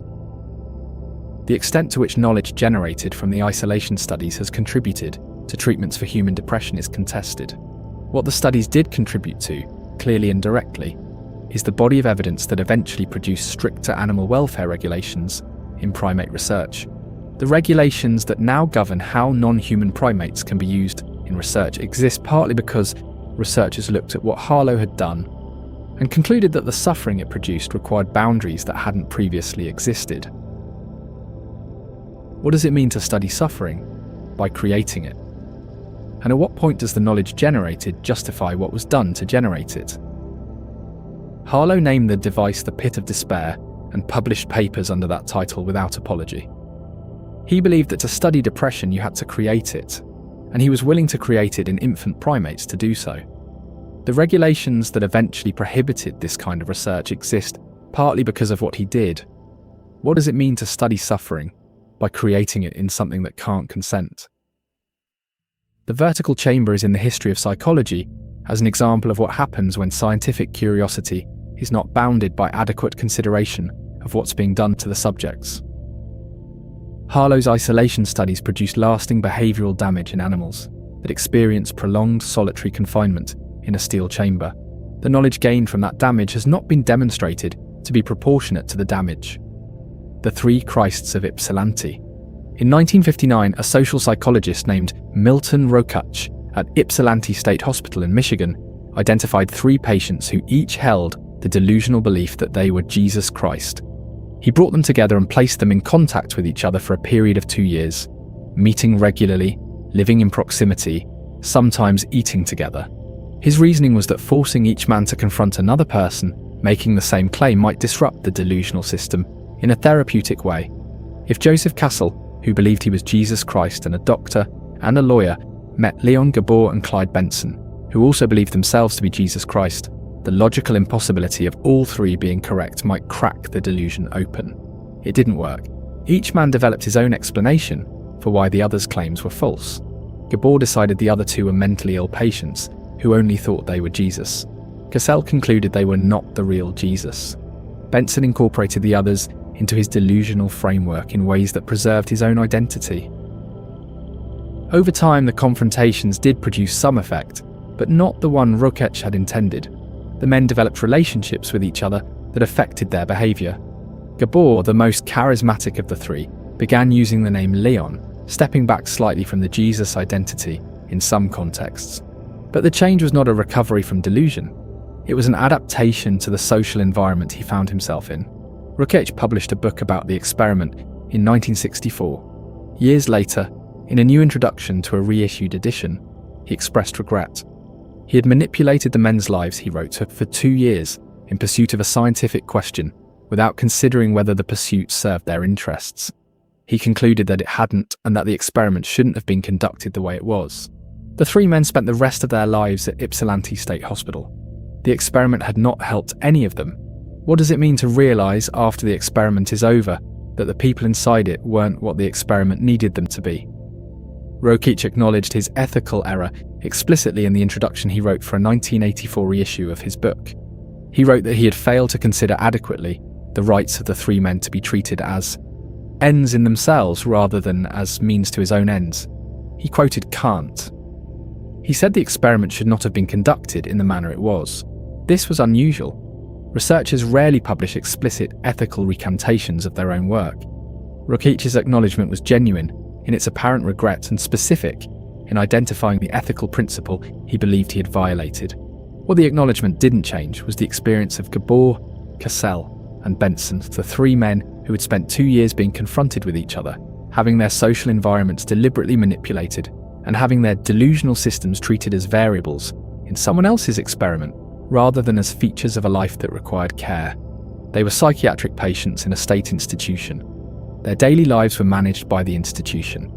Rokeach had access to them in a way that would not have been possible with non-institutionalized subjects. The same factors that made them available for the experiment also made them unable to refuse it in any meaningful way. All three men died at Ypsilanti State Hospital. None of them recovered from the delusions that had brought them there. Whether the 2 years of confrontation made their conditions better, worse, or simply stranger in ways that didn't fit existing categories is something the records don't clearly show. Rokeach titled his book The Three Christs of Ypsilanti. He had used their delusions as his title, as his hook, as the thing that made the book interesting. They had not consented to that either. What does it mean to realise after the experiment is over that the people you were studying weren't what the experiment needed them to be? Rokeach quoted Kant in his apology. He should have treated the three men as ends, not means. He had done the opposite. He was the only person in the experiment who ever fully understood what it was, and he'd used that understanding exclusively for his own research purposes. What does it mean to realise you've treated people as variables after the experiment is over? Joseph Cassell, Leon Gabor, and Clyde Benson each believed, and continue to believe throughout their lives, that they were Jesus Christ. Rokeach had hoped the confrontation would crack the delusion. Instead, each man found a way to incorporate the others into a framework that preserved his own identity. The human capacity for maintaining a belief against direct contradiction is apparently more robust than Rokeach expected it to be. Gabor, Cassell, and Benson spent their lives at Ypsilanti State Hospital. Their delusions persisted until their deaths.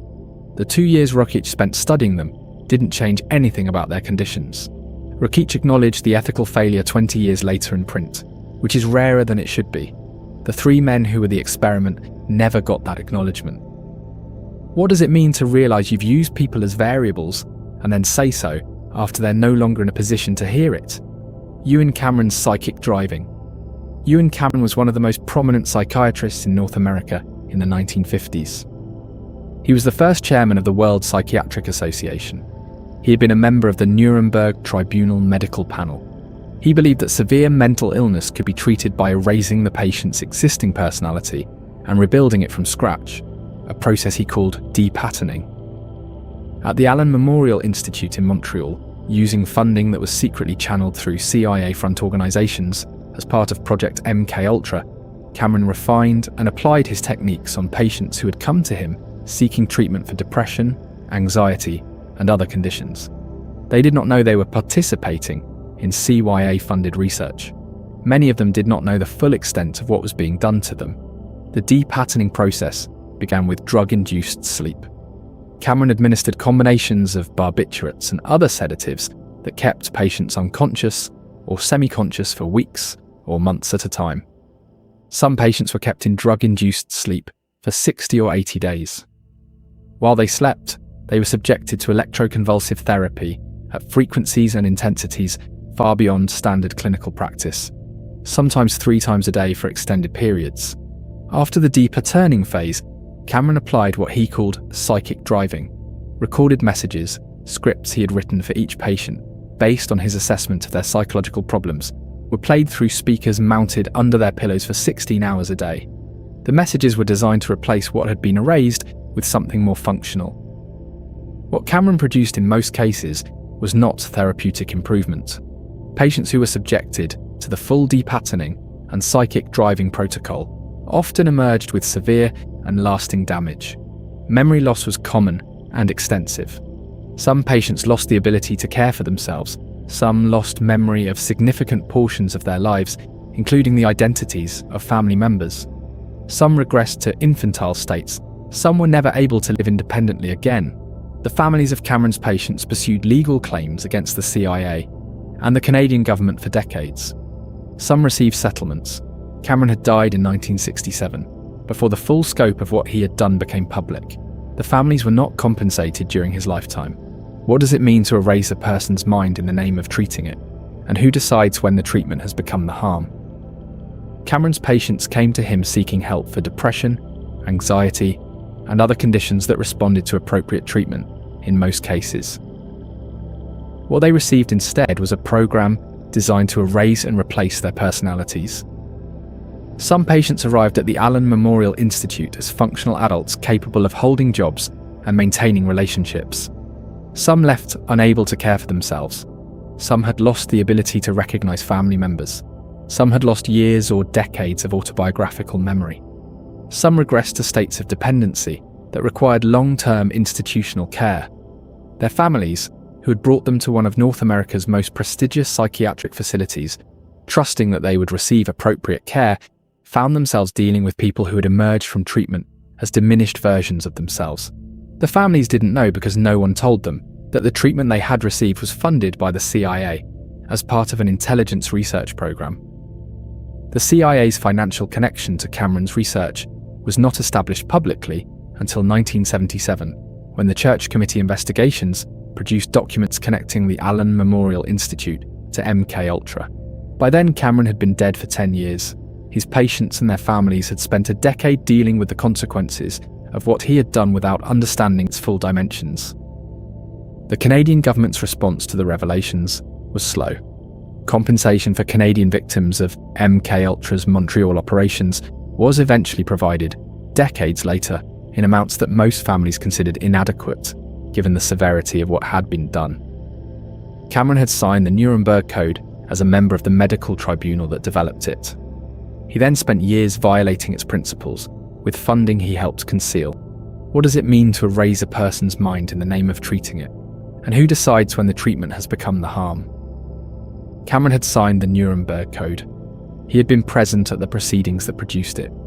He then spent years funding experiments through an intelligence agency, whose involvement he helped conceal, on patients who had come to him for help.